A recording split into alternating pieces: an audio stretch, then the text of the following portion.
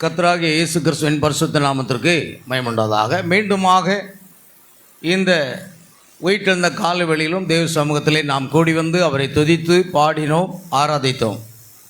தேவ நாம் மகிமைக்காக, தேவ செய்திக்காக இப்பொழுது கடன் செல்ல போகிறோம். இன்றைய செய்தியின் தலைப்பு சாத்தானின் ஏதேன் என்றதிலிருந்து இன்றைக்கு சாத்தானின் சிங்காசனம் என்ற தலைப்பில் இந்த செய்தியை நாம் கேட்க போகிறோம்.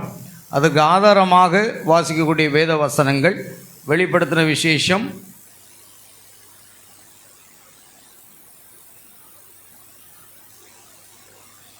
2ஆம் அதிகாரம் 12ஆம் வசனம் முதல் 17 வசனங்களை இப்பொழுது நாம் வாசிக்க கேட்கலாம். கர்த்தராகிய இயேசு கிறிஸ்துவினுடைய பரிசுத்த நாமத்துக்கு ஸ்தோத்திரம்.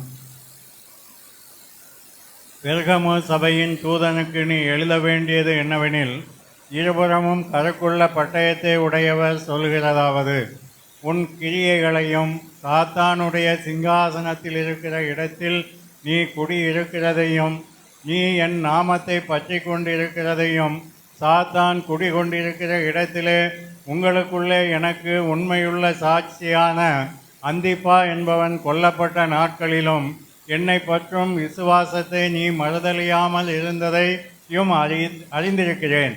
ஆகிலும் சில காரியங்களை குறித்து உன் பேரில் எனக்கு குறையுண்டு. விக்கிரகங்களுக்கு படைத்தவர்களை புசிப்பதற்குரிய வேசித்தனம் பண்ணுவதற்கும் ஏதுவான இடரலை இஸ்ரவேல் புத்திரர் முன்பாக ஓடும்படி பாலாக் என்பவனுக்கு போதனை செய்த பிழையாமுடைய போதகத்தை கை கொள்ளுகிறவர்கள் உன்னிடத்தில் உண்டு.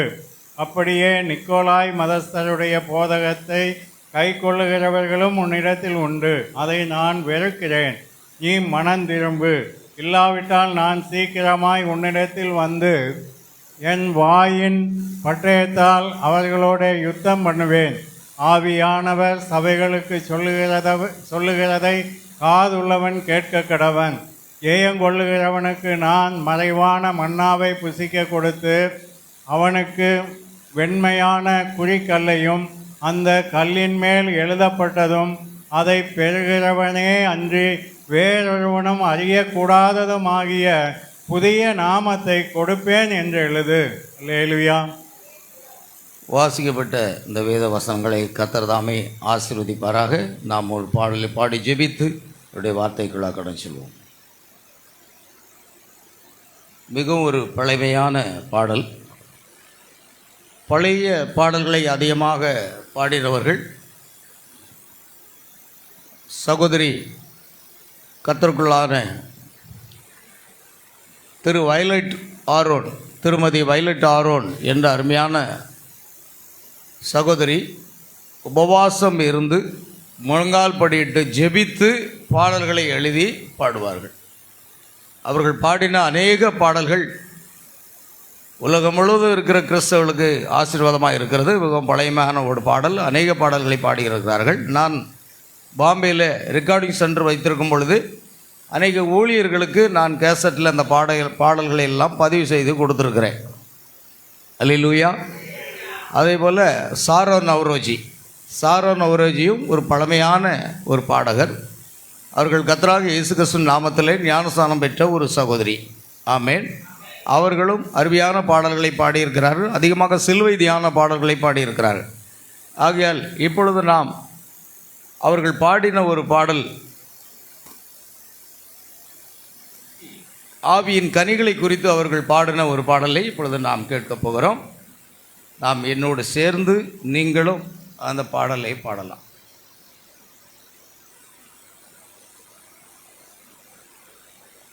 ஆவியின் கனியோ அன்பு, சந்தோஷம், சமாதானம், நீடிய பொறுமை, தயவு, நற்குணம், விசுவாசம், சாந்தம், இச்சையடக்கம், இப்படிப்பட்டவர்களுக்கு விரோதமான பிரமாணம் ஒன்றுமில்லை. கிறிஸ்துவினுடையவர்கள் தங்கள் மாம்சத்தையும் அதன் ஆசை இச்சைகளையும் சிலுவையில் அறைந்திருக்கிறார்கள்.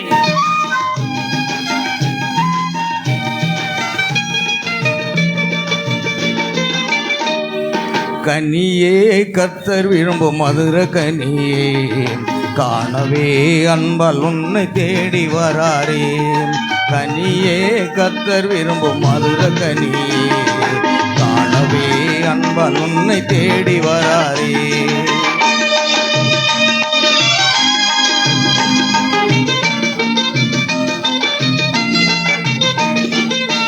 பூத்து மலரும் பூவுமல்ல பூவையர் விரும்பும் பூவுமல்ல, பூத்து மலரும் பூவுமல்ல பூவையர் விரும்பும் பூவுமல்ல, மாந்தர் விரும்பும் பூவுமல்ல மகிபன் இயேசு விரும்பும் அன்பு கனியே. கர்த்தர் விரும்பும் மதுர கனியே, காணவே அன்பால் உன்னை தேடி வராரே.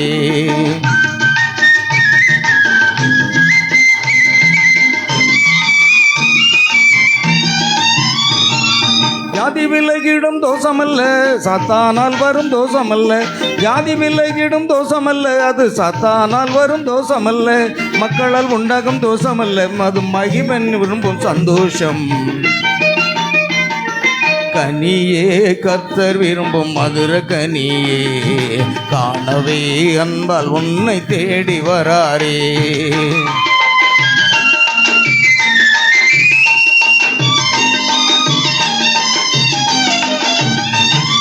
சாத்திரம் காட்டும் தானமல்ல அது சத்திரம் கட்டிடும் தானமல்ல, சாத்திரம் காட்டும் தானமல்ல அது சத்திரம் தானமல்ல, நம் மகிமன் விரும்பும் சமாதானம் கனியே. கர்த்தர் விரும்பும் மதுர கனியே, காணவே அன்பால் உன்னை தேடி வராரே.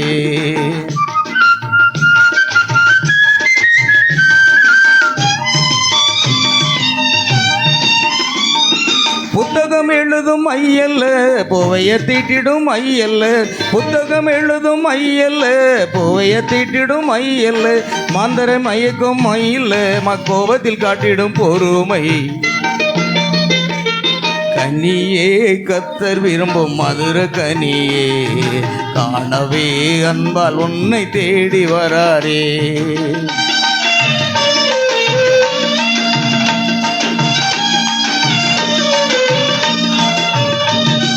இத்தரையோர் காட்டும் இரக்கமல்ல ஏழைக்கு இறங்கும் இரக்கமல்ல, இத்தரையோர் காட்டும் இரக்கமல்ல ஏழைக்கு இறங்கும் இரக்கமல்ல, பெருமையில் காட்டும் இரக்கமல்ல நம் பெரியர் விரும்பும் தயவு கனியே. கர்த்தர் விரும்பும் மதுர கனியே, காணவே அன்பால் உன்னை தேடி வராரே.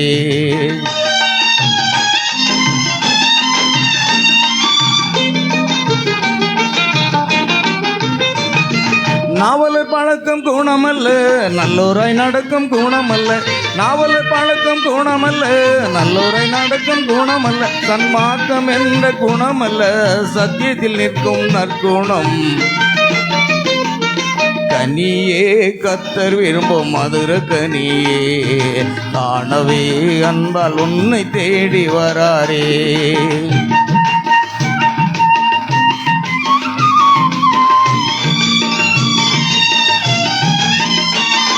பூக்களில் உண்டாகும் வாசமல்ல பொது சேர்க்கையில் உண்டாகும் வாசமல்ல, பூக்களில் உண்டாகும் வாசமல்ல பொது சேர்க்கையில் உண்டாகும் வாசமல்ல, பன்னீரால் உண்டாகும் வாசமல்ல பரன் இயேசுவில் வைக்கும் விசுவாசம்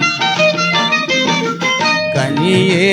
கர்த்தர் விரும்பும் மதுர கனியே, காணவே அன்பால் உன்னை தேடி வராரே.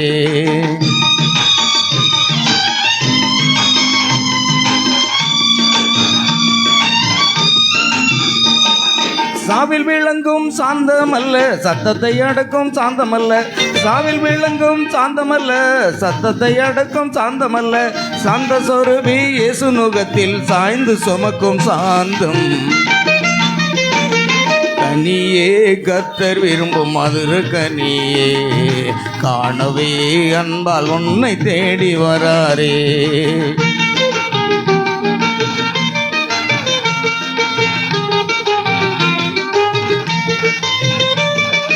அமர்ந்திருப்பது அடக்கமல்ல அழகை வெறுப்பது அடக்கமல்ல, அமர்ந்திருப்பது அடக்கமல்ல அழகை வெறுப்பது அடக்கமல்ல, உலகை இச்சைக்கு ஓடி விலகி உன்னதரை சேரும் இச்சையடக்கம் கனியே. கர்த்தர் விரும்பும் மதுர கனியே, காணவே அன்பால் உன்னை தேடி வராரே.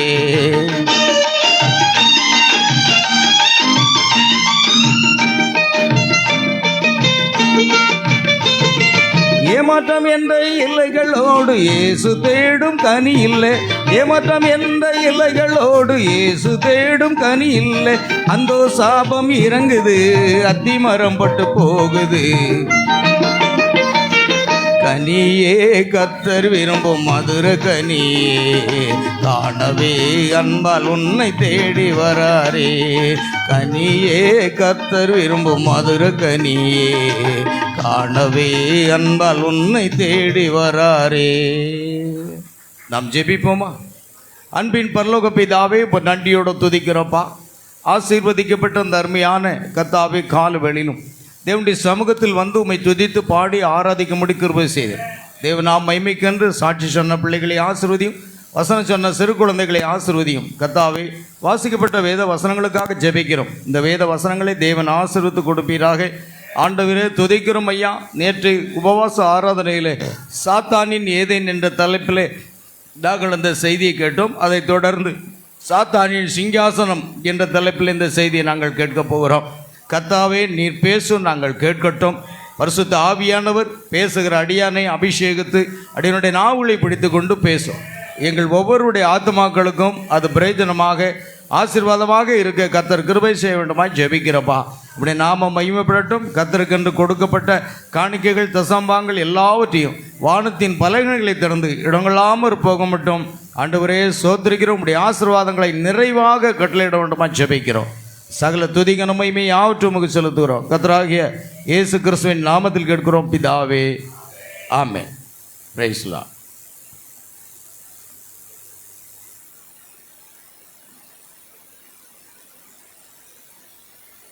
அல்லேலூயா. Praise the lord. சாத்தானின் சிங்காசனம். நேற்று நாம் பார்த்தோம். சாத்தானின் ஏதேன் என்ற தலைப்பில் தேவனுடைய ஏதேன் எப்படி சாத்தானுடைய ஏதேனாக மாறியது, தேவனுடைய ஏதேன் எப்படி இருந்தது, மிகவும் அழகாக இருந்தது. பாவம் என்பதோ, மரணம் என்பதோ, வியாதி என்பதோ, வருத்தம் என்பதோ, வேதனை என்பதோ இல்லாத ஒரு தோட்டமாக ஏதேன் தோட்டம் இருந்தது.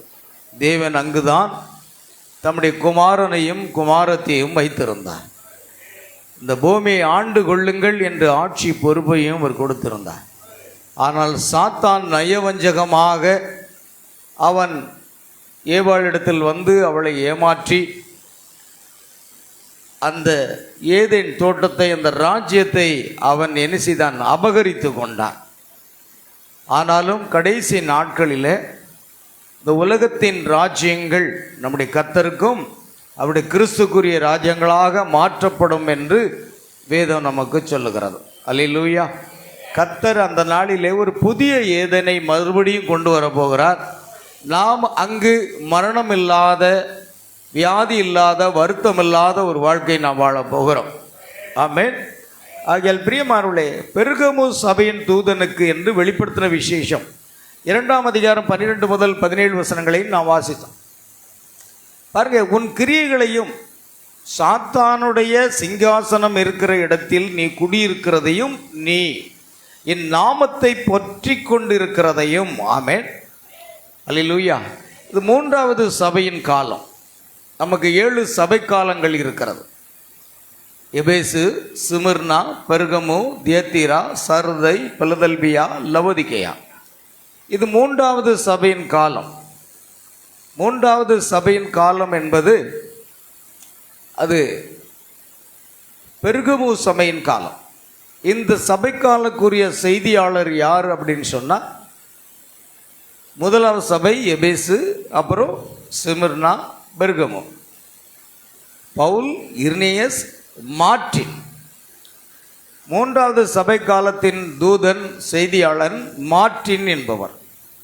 இந்த 7 சபை காலங்கள் என்ன, இந்த 7 சபை காலங்களுக்கு என்ன தூதர்கள் இருக்கிறாங்க, யார் யார் இருக்கிறார்கள் என்பதை பற்றி இந்த ஸ்தாபனங்கள் எதுவும் அறிந்து கொள்ளாது. ஆமென். நான் ஏற்கனவே சொன்னேன், 1000 வருஷ அரசாட்சியில் 1,40,000 பேர் இருப்பார்கள் என்று சொல்லி ஒரு ஊழியர் சொன்னார்னு சொன்னேன். இப்போ அவருடைய பெயரை நான் சொல்ல வேண்டிய சூழ்நிலை வருகிறது. காரணம், MD ஜெகன் அப்படின்னு சொன்னால் இன்றைக்கி உலகம் முழுவதும் வேகமாக பரவிட்டு வரார். ஒரு 12 வருஷம்தான் இருக்கும் அவர் ஊழியத்தில் வந்து. ரொம்ப வேகமாக வந்து மக்கள் மனதில் இடம் பிடிச்சிட்டு வராரு. ஆனால் அவருடைய உபதேசங்கள் அநேகம் தவறு. 1,44,000 பேரும் அந்தி கிறிஸ்துவினால் கொல்லப்படுவார்கள். அவர்கள் முதலாவது உயிர்த்தெழுதலில் வரமாட்டார்கள். ஆமேன்.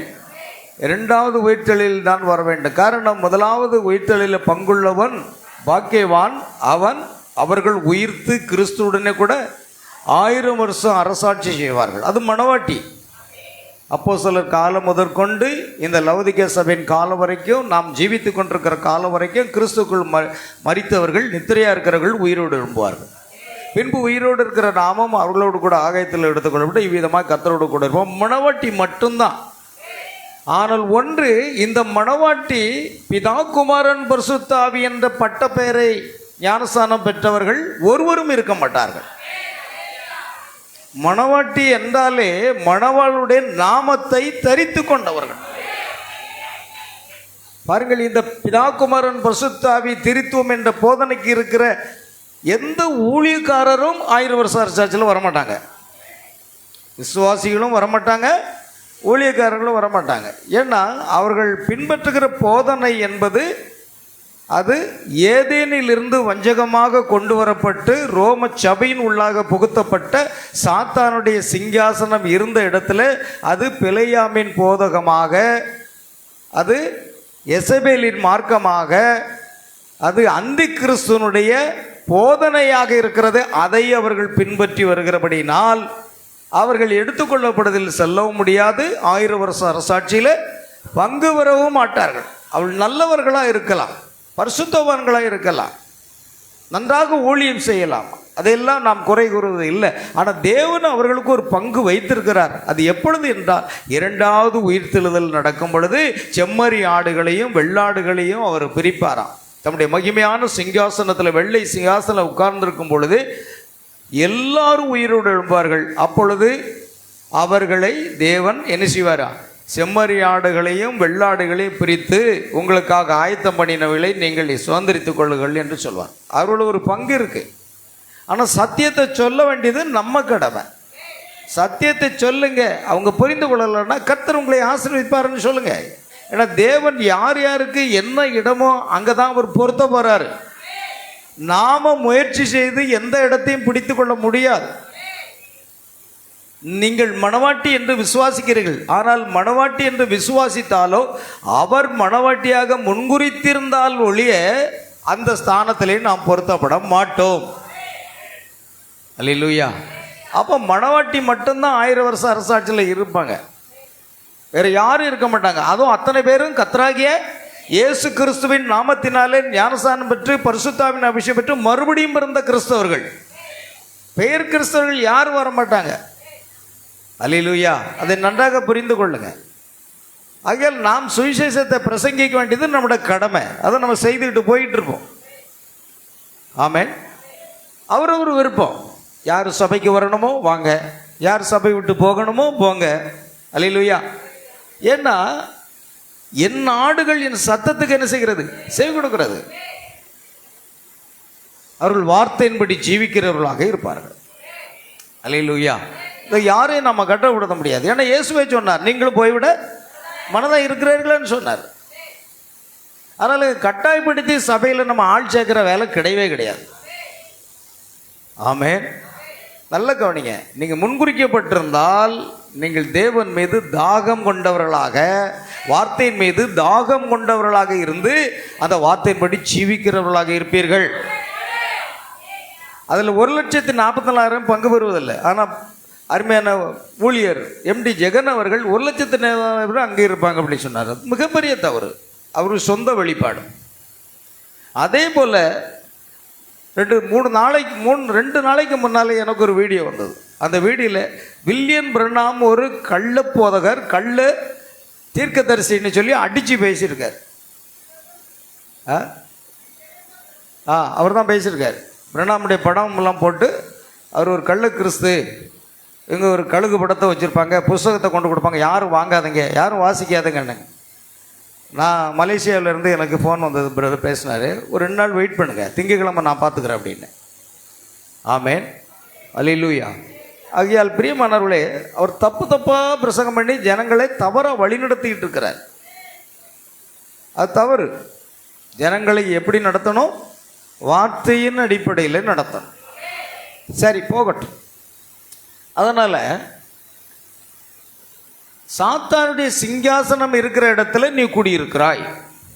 ஆமென். என் நாமத்தை பற்றி கொண்டு இருக்கிறதையும் பார்த்தீங்களா? எந்த நாமம்?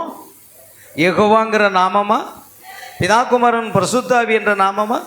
கர்த்தராகிய இயேசு கிறிஸ்து என்ற நாமம். அப்போஸ்தலனான பவுல் என்ன கூறினார்? கர்த்தராகிய இயேசு கிறிஸ்துவின் நாமத்துக்காக நான் கட்டப்படுவதற்கு மாத்திரமல்ல, மரிக்கவும் ஆயத்தமாக இருக்கிறேன்னு சொன்னார். அப்படியெல்லாம் நாம் எல்லோரும் என்ன நாமத்தை பெற்று தரித்து கொண்டிருக்கிறோம்? கர்த்தராகிய இயேசு கிறிஸ்துவோட நாமம். கலாத்தியர் 3:27 உங்களில் கிறிஸ்துக்குள் ஞானஸ்தானம் பெற்றவர்கள் எத்தனை பேர்களோ அத்தனை பேர் கிறிஸ்துவை தரித்து கொண்டீர்களே. ஆகையால் கர்த்தராகிய மணவாளனுடைய நாமம் நாம் தரிக்கப்படும்படியாக ஞானஸ்தானம் பெற்றிருக்கிறோம். அல்லேலூயா. ஆகையால் நாமத்தை பற்றி கொண்டிருக்கிற ஒரு கூட்டம் இருக்கு. அன்றைக்கு இருக்கு, இன்றைக்கு இருக்கு. ஆமே. இயேசு கிறிஸ்துவோட நாமத்தை, அது அந்தி கிறிஸ்துன்னு சொல்லுவாங்க. இயேசு கிறிஸ்துவோட நாமத்தில் ஞானஸ்தானம் கொடுத்தா அந்த போதகர்கள் என்ன சொல்லுவாங்க? அந்தி கிறிஸ்துன்னு சொல்லுவாங்க நம்மளை பார்த்து. ஆமென். பிதாகுமாரன் பரிசுத்தனுடைய நாமம் என்ன? பெயர் என்ன? கர்த்தராகிய இயேசு கிறிஸ்து. அதை உங்களால் புரிந்து கொள்ள முடியல. அல்லேலூயா. சரி, கவனிங்க. ஆகையால் அவருடைய நாமத்தை நாம் என்ன செய்திருக்கிறோங்க? பற்றி கொண்டிருக்கிறோம். அல்லேலூயா. அவருடைய நாமத்தை நாம் பற்றி கொண்டிருக்கிறோம்.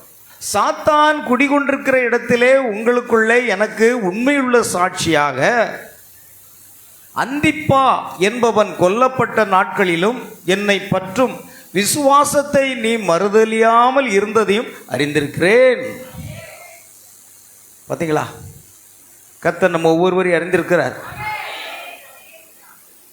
சச்சரவுகள் வரலாம், பிரச்சனைகள் வரலாம், ஆனால் நீங்கள் யார் வார்த்தையின்படி ஜீவிக்கிறாங்க அப்படிங்கிறது அதை அவர் அறிவார். ஆமென். ஆகையால் அவர் நம்மை அறிந்திருக்கிறார். நாம் என்ன விசுவாசத்தில் இருக்கோம், எப்படி வாழ்கிறோம் என்பதை அவர் அறிந்திருக்கிறார். ஆகிலும் சில காரியங்களை குறித்து உன்பேரில் எனக்கு என்ன உண்டு? குறை உண்டு. ஆமென். ஒரு வாலிபன் இயேசுவினிடத்தில் வந்து கேட்கிறான், ஆண்டவரே, நித்திய ஜீவனை சுதந்திரித்துக் கொள்ள நான் எந்த நன்மையை செய்ய வேண்டும் என்று. அதற்கு இயேசு சொன்னார், கொலை செய்யாத இருப்பாயாக, பொய் சாட்சியை சொல்லாத இருப்பாயாக என்று அந்த 10 கட்டளைகளையும் எடுத்து கூறினார். அப்படி அவர் எடுத்து கூறின பொழுது, என் சிறு வயது முதற்கொண்டு நான் இதை கை கொண்டு வந்திருக்கிறேன். அல்லேலூயா. சிறு வயது முதற்கொண்டு நான் கை கொண்டு வந்திருக்கிறேன். ஆனால் இன்னும் ஏதாவது என்னிடத்தில் குறை இருக்கிறதா? ஒரு நல்ல விசுவாசி, ஒரு விசுவாசி என்ன கேட்கணும் தேவனிடத்தில்? ஆண்டவரே, என்னிடத்தில் ஏதாகிலும் குறை இருக்கிறதா? நான் அதை சரி செய்து கொள்ள விரும்புகிறேன். அதுதான் நல்ல விசுவாசி. ஐயா, பாஸ்டர் ஐயா, நான் இத்தனை வருஷமாக சபைக்கு வருகிறேன், இன்னும் என்னிடத்தில் ஏதாவது குறை இருந்தால் கொஞ்சம் எடுத்து கூறுவீர்களானால் நான் என்னை சரி செய்து கொள்ள விரும்புகிறேன். அதுதானே விசுவாசி. நீ பாஸ்டே குற்றம் கண்டுபிடிச்சிட்டு இருந்தேன்னா நீ எங்க மாற போற? அல்லேலூயா. ஆண்டவரிடத்துல கேட்கிற கேள்வியை கேட்கணும். இயேசுவினிடத்தில் கேட்டாங்க இல்லையா அந்த சேவகர்கள், ஆண்டவன் மாறே ரட்சிக்கப்படுவதற்கு நாங்கள் என்ன செய்ய வேண்டும் என்று கேட்டார்களே. அதனால் என்ன குறை இருக்கிறது என்பதை தேவனுக்கு தெரியும். இயேசு கிறிஸ்துக்கு நம்முடைய குறைகள் அவருக்கு தெரியும். அதே மாதிரி ஒரு மந்தையின் மேய்ப்பனாக இருக்கக்கூடிய அந்த பாஸ்டருக்கு, மேய்ப்பனுக்கு எந்தெந்த விசுவாசிகள் எப்படி, அவருடைய செயல்பாடு என்ன, அவர்கள் எங்கெல்லாம் குறைவுள்ளவர்களாக இருக்கிறார்கள் என்பதெல்லாம் அறிந்து வைத்திருக்கிறான். ஏனென்றால் மேய்ப்பன் ஆடுகளை அறிந்திருக்கிறான். ஆமென். அதனால வந்து கேட்கலாமே, பாஸ்டர், என்னால் முடிஞ்ச அளவுக்கு நான் வசனத்துக்கு கீழ்ப்படிஞ்சு வர்றேன், இன்னும் ஏதாகிலும் எங்கேயாவது நான் இசகு பிசகாக ஏதாவது இருக்கிறேனா அப்படின்னு வந்து விசுவாசிகள் கேட்டாங்கன்னா உண்மையை நான் அவங்கள பாராட்டுறேன். ஏன்னா அப்படியானால் அவர்கள் இயேசு கிறிஸ்துடைய சாயலுக்கு ஒப்பாக மாறுவதற்கு முன்னேறி கொண்டிருக்கிறார்கள் என்று அர்த்தம். அதனால தான் பிரணாம் சொல்றார், நான் என்னுடைய பிரசங்கத்தில் எங்கேயாவது தவறு செய்திருந்தால் அன்போடு கூட என்னிடத்தில் வந்து நான் எங்கு தவறாயிருக்கிறேன் என்பதை எனக்கு சுட்டி காட்டுங்கள்ங்கிறார். நான் பெரிய தீர்க்கதரிசி, உலகம் முழுவதும் பயன்படுத்தப்பட்ட தீர்க்கதரிசி, என்னை யாரும் குற்றம் சாட்ட முடியாது என்று சொல்லவில்லை. நான் எங்கு குறைவாக இருக்கிறேன் என்று எனக்கு காட்டுங்கள். அதுதானே பரிசுத்தாவின் அபிஷேகம் பெற்ற மனிதன். நாமும் பரிசுத்தாவின் அபிஷேகம் பெற்றிருக்கோமானால் எங்கு நாம் குறைவுள்ளவர்களாக இருக்கிறோம் அதை சரி செய்ய விரும்புகிறேன் என்று சொல்ல வேண்டும். அதுதான் அந்த வாலிபர் சொன்னான். ஆண்டவர் இன்னும் ஏதாவது குறை இருக்கிறதா? ஆண்டவர் சொன்ன, உனக்கு ஒரு குறை இருக்கு. அவன் திரளான ஆஸ்தி உள்ளவனாக இருந்தான், பெரிய பணக்காரன். உன்னிடத்தில் இருக்கிறத நீ என்ன செய், ஏழைகளுக்கு விற்று கொடுன்னார். அவன் துக்கமடைந்தவனாக என்ன செய்தான், போய்விட்டான். ஒட்டகமானது ஊசியின் காதில் நுழையும். ஆமென். எளிதாக இருக்கும். ஐஸ்வர்யவான்கள் பரலோக ராஜ்யத்தில் பிரவேசிப்பது அரிது. சிறு வயதிலிருந்து எல்லா கட்டளைக்கும் கீழ்ப்படிந்து வந்தும் கூட அந்த நேரத்தில் வெளிப்பாடாக இயேசு சொன்ன அந்த வார்த்தைக்கு கீழ்ப்படியலைன்னா அவன் நித்திய ஜீவனை இழந்து போனான். நீங்கள் ஒருவேளை ஸ்தாபன சபைகளிலே உத்தமமாக அபிஷேகம் பெற்றவர்களாக நன்றாக ஒரு பரிசுத்த ஜீவியை செய்து கொண்டிருக்கலாம். ஆனால் இந்த மணி நேரத்துக்கு ஒன்ன வெளிப்பாடாக செய்தி உங்களுக்கு வரும் பொழுது நீங்கள் அதை நிராகரித்து விடுவீர்கள். ஆனால் நித்திய ஜீவனை இழந்து போவீர்கள். அவன் தன்னை சரியாகத்தான் வைத்து கொண்டான் அந்த வாலிபன். ஆனால் நடந்தது என்ன? அந்த நேரத்துக்கான அந்த வெளிப்பாடு இயேசு கொண்டு வருகிறார். அதுதான் இப்பொழுதும் நீங்கள் உத்தமமாக பரிசுத்தமாக வாழ்கிறீர்கள். சரி, காலத்துக்குரிய செய்தியின் வெளிப்பாடு வரும் பொழுது அதை நான் கீழ்ப்படிய மாட்டேன் என்றால் நித்திய ஜீவனை இழந்து விடுவார். ஒட்டகமானது ஊசியின் காதில் நுழைவதை பற்றி நான் ஒரு வீடியோ போட்டேன். ஊசினோட நீங்கள் ஊசியினுடைய இதில் எப்படி உடையும்? இயேசு சொன்னார், ஊசியின் காதில் என்ன நுழையுமா? ஒட்டகம் நுழைந்து விடுன்னு சொன்னார். அப்போ இந்த ஊசியை சொல்லலை. அந்த காலத்தில் பட்டணங்களில் சுற்றி என்ன செய்யணும், நிறைய என்ன இருக்கும், வாசல்கள் இருக்கும். அந்த வாசல்லாம் அடைச்சிருவாங்களாம். குறிப்பிட்ட டைம் வரும்போது அடைச்சிருவாங்க. ஆனால் ஒரே ஒரு வாசல் இருக்குமா, அந்த வாசலுக்கு பேர் ஊசி வாசல்னு பேர். அது குனிஞ்சி தான் போகணும், நம்ம நெருக்கி தான் போகணும்.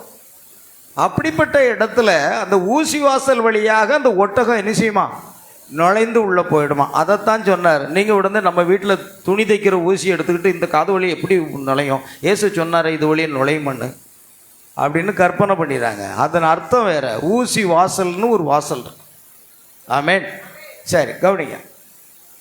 ஆகையால் சில காரியங்களை குறித்து உன் பேரில் எனக்கு என்ன இருக்கு. இப்போ ஆண்டவர்கிட்ட நம்ம எல்லாரும் கேட்போம், சபையார் எல்லாரும் கேட்போம், ஆண்டவரே எங்களிடத்துல என்ன குறை இருக்குது அப்படின்னு கேட்டால் என்ன சொல்வார்? நீங்கள் பரிசுத்தமானவங்க, நீங்கள் தங்கமானவங்கன்னு சொல்லுவாரா? உங்கள்கிட்ட ஒரு 4 குறை இருக்குது, உன்கிட்ட ஒரு 5 குறை இருக்குது, உன்கிட்ட ஒரு 8 குறை இருக்குது. என்ன பார்த்து சொல்லுவார்? உன்கிட்ட 10 குறை இருக்குன்னு சொல்லுவார். சரிதானா?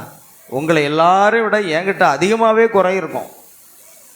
அப்போ ஆண்டுகிட்ட கேட்கணும், ஆண்டவரே என்னை மாற்றுங்கப்பா, அல்லேலூயா, நான் என்னை சரிப்படுத்த விரும்புகிறேன். உள்ளத்தில் ஒரு குறை இருக்கிறது. விக்கிரகங்களுக்கு படைத்தவைகளை புசிப்பதற்கும் வேசித்தனம் பண்ணுவதற்கும் ஏதுவான இடரலை இஸ்ரவேல் புத்திரர் முன்பாக போடும்படி பாலாக்கு என்பவனுக்கு போதனை செய்த பிலேயாமுடைய போதகத்தை கைக்கொள்ளுகிறவர்கள் உன்னிடத்தில் உண்டு. புரியுதா? நாம் இந்த கடைசி கால செய்திக்குள்ளாக வந்துட்டோம். தேவன் அனுப்பின தீர்க்கதரிசியின் செய்திக்குள்ளாக வந்த பிற்பாடு ஸ்தாபன போதகத்தை என்ன செய்யக்கூடாது, பின்பற்றக்கூடாது. ஆனால் பிலேயாமுடைய போதகத்தை அங்கே பின்பற்றினாங்க. இன்னைக்கு கடைசி கால செய்தியில் உலக பிரகாரமான காரியங்களையும் அடுத்து ஸ்தாபனத்தினுடைய அந்த போதகத்தையும் பின்பற்றுகிறவர்கள் இருக்கிறார்கள். ஆனால் அதை நாம் என்ன செய்ய வேண்டும், அதை தள்ளிவிட வேண்டும். அப்படியே நிக்கோலாய் மதஸ்தருடைய போதகத்தை கைக்கொள்ளுகிறவர்களும் உன்னிடத்தில் உண்டு, அதை நான் வெறுக்கிறேன். நிக்கோலாய் மதஸ்தருடைய கிரிய, நிக்கோலாய் என்ற வார்த்தைக்கு என்னென்னா சபை ஆட்கொள்ளுதல் என்ற அர்த்தம். பெரிய பெரிய பணக்காரர்களை சபையில் முக்கியத்துவம் கொடுத்து அவர்களை முக்கியமான பொறுப்பில் அமர்த்துவார்கள். இன்றைய ஸ்தாபனங்களை பாருங்கள், பணக்காரன் தான் இருப்பான். ஆர்சி, சிஎஸ்ஐ போன்ற ஸ்தாபனங்களை பாருங்கள், யார் அங்கே முக்கியமான ஆள் இருப்பா? நிர்வாகத்தில் இருக்கிறவன் ஒரு ஏழையை கொண்டு வைக்க மாட்டாங்க. பெரிய ஒரு பணக்காரனை தான் அங்கே ஒரு பொறுப்பில் வைப்பாங்க. இப்படி பணக்காரர்களுக்கு முக்கியத்துவம் கொடுத்து வைத்தப்பட்ட ஒரு காரியம்தான் நிக்கலாய் மதஸ்தருடைய கிரியைகள். சபை காலங்களை படிச்சிங்கன்னா இது உங்களுக்கு புரியும். நிக்கலாய் மதஸ்தருடைய கிரியைகள், அது நிக்கலாய் மதஸ்தருடைய கிரியாக இருந்து நிக்கோலாய் ஆவியாக வந்து நிக்கலாய் மதஸ்தருடைய போதகமாக மாறிவிட்டது. அது சபைக்கு போதகமாக, ஸ்தாபனத்துக்கு போதகமாக அறித்து அதை கை கொள்ளுகிறவர்கள் உன்னிடத்தில் உண்டு, நான் அதை வெறுக்கிறேன். நீ மனம் திரும்ப இல்லாவிட்டால் நான் சீக்கிரமாய் உன்னிடத்தில் வந்து என் வாயின் பட்டயத்தினால் அவர்களோட யுத்தம் பண்ணுவேன். ஆவியானவர் சபைகளுக்கு சொல்கிறதை காதுள்ளவன் கேட்க கடவன். ஜெயங்கொள்ளுகிறவனுக்கு நான் மறைவான மன்னாவை பிசுக்கி கொடுத்து அவனுக்கு வெண்மையான குறிக்கல்லையும் அந்த கல்லின் மேல் எழுதப்பட்டதும் அதை பெறுகிறவனை அன்றி வேறு ஒருவனும் அறியக்கூடாததுமாகிய புதிய நாமத்தையும் கொடுப்பேன் என்றார். ஒரு புதிய நாமம் நமக்கு இருக்கு. ஆமென். இப்போ நமக்கு ஒவ்வொருத்தரும் ஒவ்வொரு பேரை வச்சுருக்கோம். அந்த பேர் இல்லை, ஆண்டவர் செலக்ட் பண்ண ஒரு பேர் இருக்கு.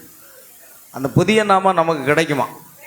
சரி, இப்போ நம்ம செய்திக்கு போவோம். பெர்கமு சபையின் காலம். நேற்று நான் முடித்த அந்த பகுதி, டைம் இருந்தால் கொஞ்சம் வேகமாக போவோம். அதுவும் வச்சுருக்கேன், பின்னாடி வச்சுருக்கேன். இதை முடிச்சுட்டு அங்கே போவோம். பெர்கமு சபையின் காலம். சாத்தானின் சிங்காசனம் எங்கே உள்ளதென்று தேவன் ஆதியாமத்தில் அறிவித்தார். அங்கே அது பாபிலோனில் இருந்து, பாருங்க, நான் அதை 2 PDF எடுத்து வச்சேன், மொபைல்லே இருக்குது, நோட்ஸில் இருக்குது. அதை எடுத்து வைக்கணும்னு நினச்சேன், மறந்துட்டேன். அதில் பார்த்தீங்கன்னா பாபிலோன் என்பது ஈராக்கு தேசம். இன்றைய ஈராக்கில் தான் பாபிலோன் இருக்கிறது. பாபிலோனில் தான் தொங்கு தோட்டம் இருக்கிறது. அல்லேலூயா. சொல்லப்போனால் பாபிலோனில் தான் தானியேலுடைய கல்லறையும் அங்கே தான் இருக்கிறது.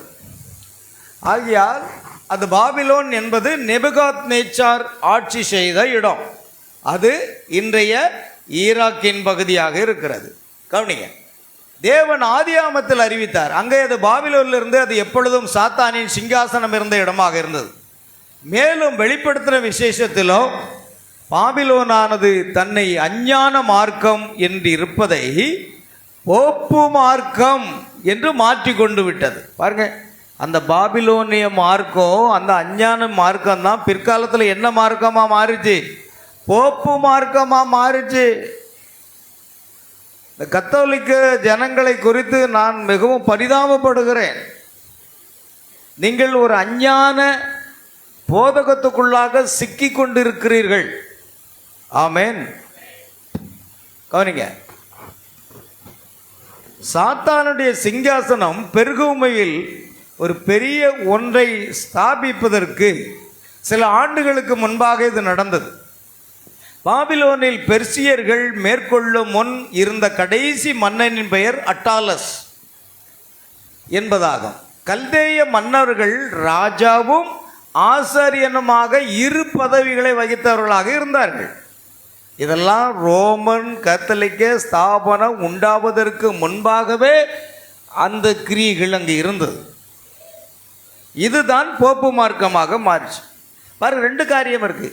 அந்த கல்தேய மன்னர்கள், அவர்தான் ராஜா, அவர்தான் ஆசாரியன். 2 மதம், மத தலைவராகவும் இருந்தார், அரசியல் தலைவருமாக இருந்தார். இன்னைக்கு போப்பு அதுதானே. இன்னைக்கு கத்தோலிக்கர்களுடைய தலைவராக இருக்கிற போப்பும் அரசியல் தலைவர், ஒரு ராஜா, அந்த நாட்டினுடைய ராஜா. அதே நேரத்தில் அவர் யார்? இன்னொரு பக்கம் மத தலைவர். அந்த 2ம் அந்த காலத்தில் இருந்து வந்திருக்கு, பாபிலோனுடைய நாட்களில் இருந்து வந்துக்கிட்டே இருந்தது. ஆகையால் 2 பதவிகளை வகித்தவர்களாக இருந்தார்கள். 2 பதவி பைபிளில் கூட இருக்கு. ஏசாயா 6ஆம் அதிகாரம் என்று நினைக்கிறேன். உசியா ராஜாவை மரணம் அந்த நாட்களில் நம்ம பார்க்குறோம். உசியா என்ன செய்தான்? அந்த நாட்டுக்கு ராஜாவாக இருந்தான். அடுத்து அவன் என்ன செய்ய ஆரம்பித்தான்? தூபங்காட்ட ஆரம்பித்தான். ஆசாரிய ஊழியத்தையும் அவனே செய்ய ஆரம்பித்தான். ஆமென். பாருங்க, அவன் ராஜாவாக இருந்ததுனால வழி வழியாக வந்த அந்த பாணியிலேயே இவனும் தூபங்காட்ட ஆசாரியனாக இருக்க முயற்சி செய்கிறான். ஆனால் கர்த்தர் அதை அனுமதிக்கலை. எரோபயாம் தூபங்காட்ட ஆரம்பிக்கும் பொழுது அவனுடைய கைகள் என்னாயிற்று? மரத்து போனது. குஷ்டம் பிடித்தது அல்லது மறுத்து போனது என்று சொல்லலாம். அல்லேலூயா. அதனால் லேவியர்கள் மாத்திரமே ஊழியம் செய்ய வேண்டாம். இன்றைக்கு பார்த்தீங்கன்னா ஊழியம் யார் செய்யணும், யாருக்கு அழைப்பு இருக்குது, எதுவுமே யாருக்குமே தெரியாது. ஆனால் கொஞ்சம் பாட்டு பாட தெரிஞ்சிட்டுனா போதும், உடனே யூடியூப்பை போடு, யூடியூப்பில் போட்டு விளம்பரப்படுத்திக்கிட்டு போய்கிட்டே இருப்பாங்க. அல்லேலூயா. இதெல்லாம் வஞ்சகமான போதங்கள். நம்ம ரொம்ப கவனமாக இருக்கணும். சரி, அங்கே 2 பதவிகளை வகித்தவர்களாக இருந்தார்கள். பெர்சியர்கள் படையெடுத்து பாபிலோனை கைப்பற்றி அட்டாலஸ் என்ற பாபிலோனிய மன்னனை துரத்திய போது அவன் பாபிலோனிலிருந்து பெருகமுக்கு ஓடி வந்தான். ஆமேன். அருமையான 2 பிடிஎஃப் வச்சுருக்க, அதை எடுக்க முடியாதுல்ல, வீடியோ போயிட்டு 2 பிடிஎஃப் நான் தேடி எடுத்து வச்சேன். அதனால் உங்களுக்கு ரொம்ப பிரயோஜனப்படும். இந்த பெருகமு எங்கே இருக்குது? ஆமேன். அந்த பெருகமு என்ற இடத்துக்கு வரும்.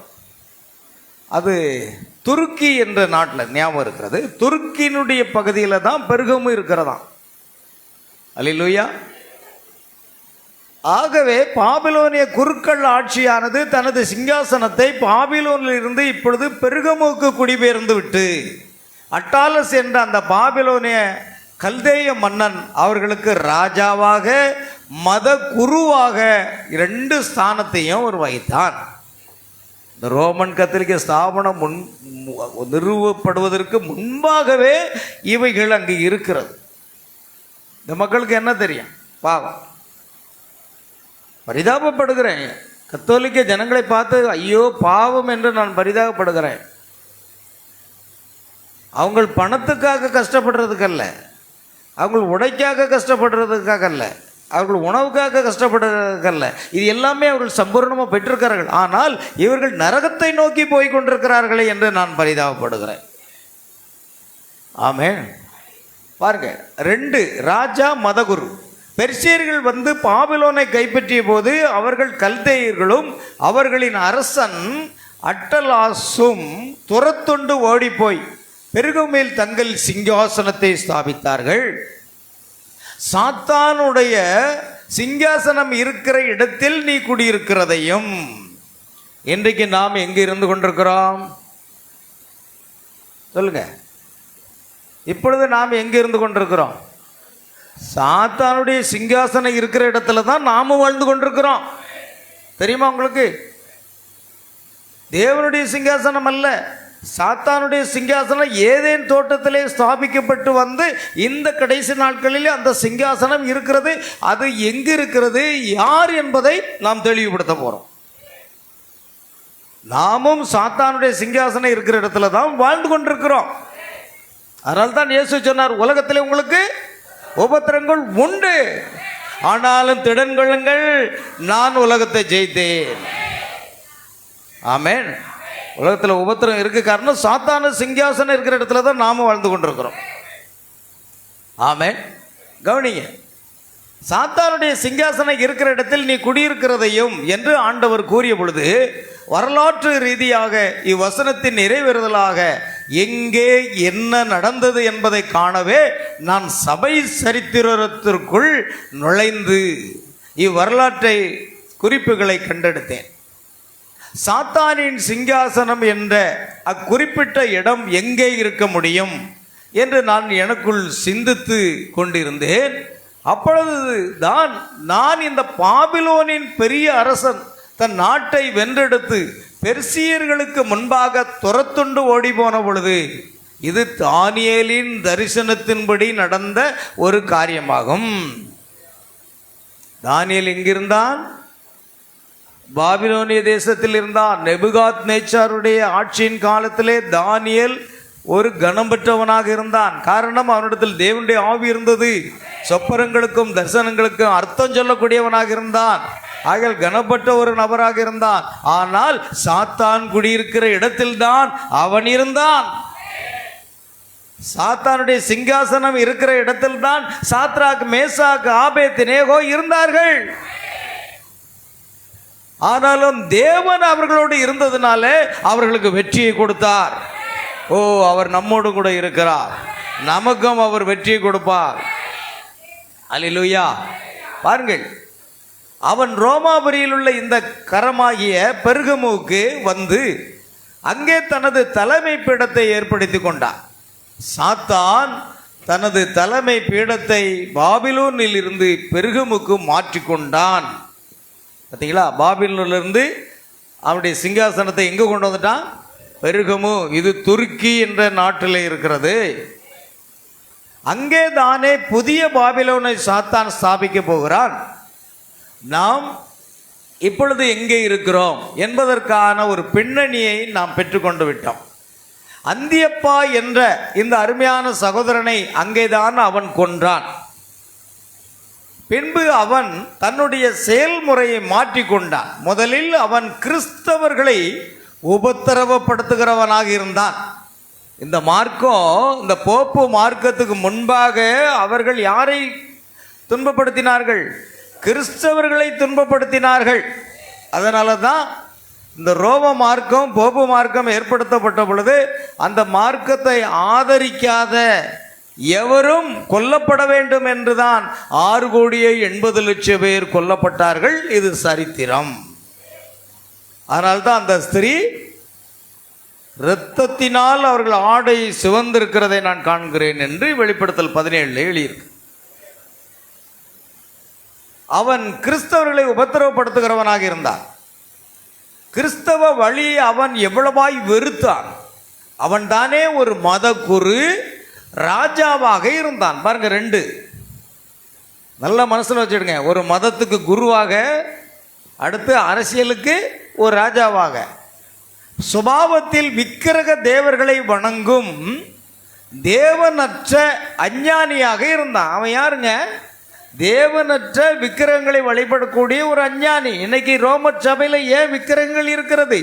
ஏன் சொரூபங்கள் இருக்கிறது? அது அந்த வழி வழியாக வந்த காரியம்தான். ஆமென். கவனிங்க. பிறகு அவன் தன்னுடைய போக்கை மாற்றிக்கொண்டு கான்ஸ்டன்டைன் என்ற அரசனுடன் இணைந்து கொண்டு கிரியை செய்ய ஆரம்பித்தான். கான்ஸ்டன்டைன் அரசன் எப்பொழுதும் நைட்ஸ் ஆஃப் கொலம்பஸ் என்ற ஸ்தாபனத்தின் மூலகர்த்தா என்று கருதப்படுகிறான். இப்பொழுது அது முழுவதும் போப்பு மார்க்கத்தின் ஆளுகைக்குட்பட்டிருக்கிறது. பார்த்தீங்களா, அந்த கான்ஸ்டன்டைன் அரசன் தோற்றுவித்த அது கடைசியில் என்னவாயிடுச்சு? இப்போ போப்பு மார்க்கத்தின் ஆளுகைக்கு உட்பட்டிருக்கிறது. அதுதான் அந்த இரத்தம் சிந்தத்தக்கதான ஒரு பிரதிச்சனையை கொடுத்தது. நான் பயபக்தியோடும் மரியாதையோடும் சொல்லுவது என்னவெனில், வரலாற்றில் நான் படித்த வரைக்கிலும் எனக்கு தெரிந்தவரை கான்ஸ்டன்டைன் ஒரு பொழுதும் மனம் திரும்பி ரட்சிக்கப்பட்ட மனிதன் அல்லவே அல்ல. ஆகையால் இந்த ரோம ஸ்தாபனத்தினுடைய தலைவராக இருந்தவர் ஒரு காலத்தில் யாரு? கான்ஸ்டன்டைன்.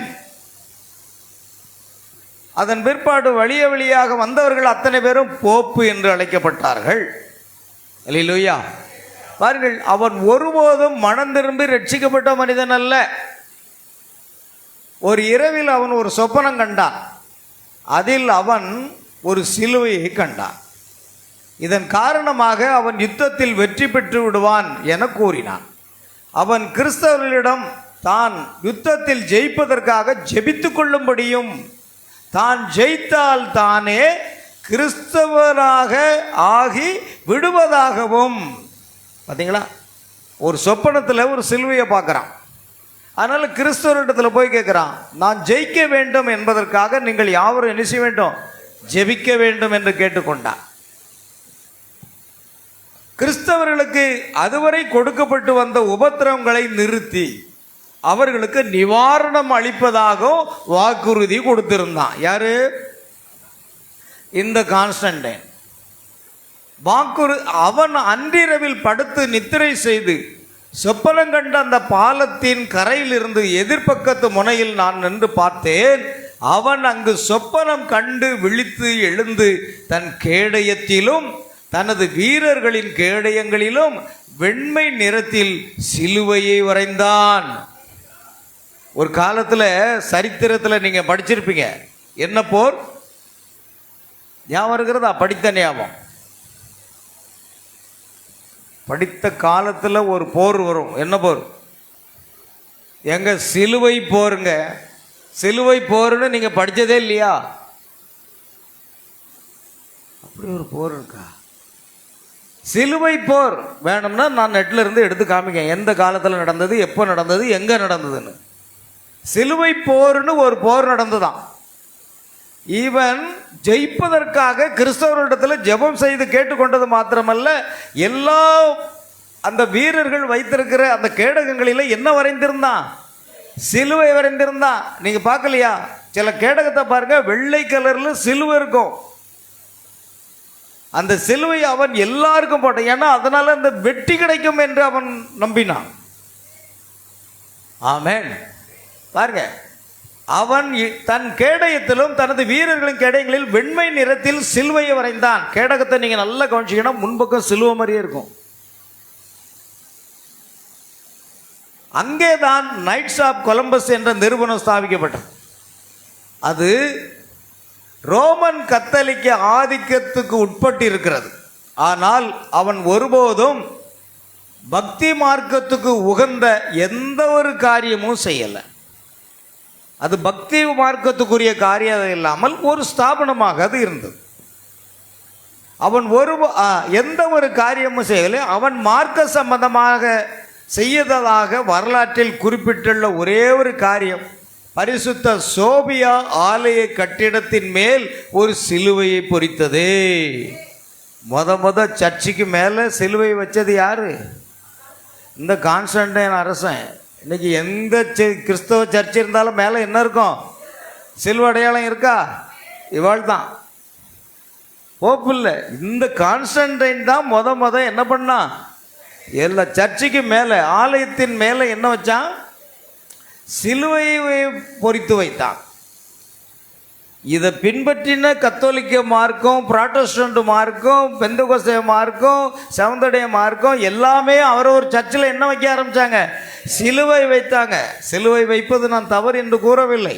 ஆனால் அதை கொண்டு வந்தது யார்? சிலுவை என்ற ஒரு அடையாளம்.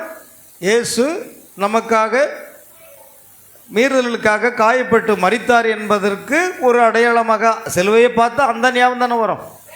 ஒரு அஞ்ஞானிகள் இருந்தாலும் கூட சிலுவை என்றால் அது கிறிஸ்தவனுக்குரியதுன்னு தான் சொல்லுவாங்க. அல்லேலூயா. அப்போ சிலுவையை முத ஆலயத்தில் மேலே வைத்ததே இந்த கான்ஸ்டன்டைன் அரசன் தான். ஆனால் அவன் ஒரு அரசியல்வாதியாக இருந்தான். பார்த்தீங்களா? நல்லா கவனிக்கணும். அவன் யாருங்க? ஒரு அரசியல்வாதி. அதான் தீர்க்கதரிசி சொல்றாரு, எப்பொழுதும் அரசியலும் மதமும் இணைந்ததுதான் அந்தி கிறிஸ்துன்னு சொல்றாரு. அதனால கிறிஸ்தவ பிள்ளைகள் அரசியலோடு இணைந்து கொள்ளாதீங்க. நமக்கு எந்த அரசியலும் வேண்டாம், எந்த மதமும் வேண்டாம். ஏதோ ஒரு நல்ல மனிதன் நம்ம ஊருக்கு நல்லதை செய்தாரா, உங்கள் ஓட்டுகளை போடுங்க. ஆனால் அதை சார்ந்து கொள்ளாதீர்கள். ஆமென். என்கிட்ட திடீர்னு ஒருத்தர் வந்தார். ஒரு சகோதரர் வந்து சொன்னார், இப்போ ஏதோ நம்ம அரசாங்கம் ஏதோ ஒன்று செய்துகிட்டு இருக்குல்ல, அது பேர் என்னது? அது இல்லை, என்னொன்றுமா உங்கள் வீட்டில் வந்து சேர்க்காங்கல்ல, ஒன்றுபடுவோமா? ஓரணியில் தமிழ்நாடு. ஓரணியில் தமிழ்நாடா? அதில் வந்து அநேகரை இணைக்கும். நாங்கள் இணைச்சிக்கிட்டே இருக்கோம். அப்போ நாங்களும் உங்களை இணைச்சிடலான்னு பார்க்கோம் அப்படின்னு எங்கள் ஃபோன் நம்பர் என்கிட்ட கேட்கல பண்ணார். நான் எந்த கட்சியும் கிடையாதுன்ட்டேன். முதல்ல நான் என்ன சொன்னேன் உங்ககிட்ட? நான் எந்த கட்சியும் கிடையாதுங்க. ஏன்னா நமக்கு நல்லா தெரியும் சத்தியம். அரசியலும் மதமும் இணைஞ்சா தான் என்னது? அந்தி கிறிஸ்து. அதனால் நான் அரசியலுக்கும் வரமாட்டேன், மதத்துக்கும் வரமாட்டேன், தனியாக தான் நிற்பேன். ஆமாம். ஆனால் என்னோடு இயேசு இருக்கிறான். தீர்க்கதரிசி அதான் சொல்கிறாரு, நீங்கள் தனிமையாக நிற்க வேண்டிய ஒரு சூழ்நிலை உங்களுக்கு வந்தாலும், உங்கள் சொந்தங்கள் பந்தங்கள் எல்லா சபையார் எல்லாரும் உங்களை தள்ளிவிட்டாலும், நீங்கள் தனியாக நிற்க வேண்டும் ஒரு சூழ்நிலை வந்தாலும், நீங்கள் வார்த்தையில் நிலைத்திருப்பீர்களானால் இயேசு உங்களோடு கூட இருக்கிறார். அது போதுமே. சொந்த பந்தத்தை வச்சு எதுக்கு இங்கே வந்து ஊர் காப்பிடுறதுக்கா? அல்லேலூயா. நான் அதை விரும்புறதில்லை. ஆமென். சொந்த பந்தத்தை நேசிப்பதை காட்டிலும் நான் உங்களையே அதிகமாக நேசிக்கிறேன். காரணம், இயேசு கிறிஸ்துவுடைய இரத்தத்தினாலே நாம் மீட்கப்பட்டவர்கள். ஆமென். ஆகையால் அவன் ஒரு அரசியல்வாதியாக இருந்தான். நல்ல ஞாபகம் வச்சுடுங்க.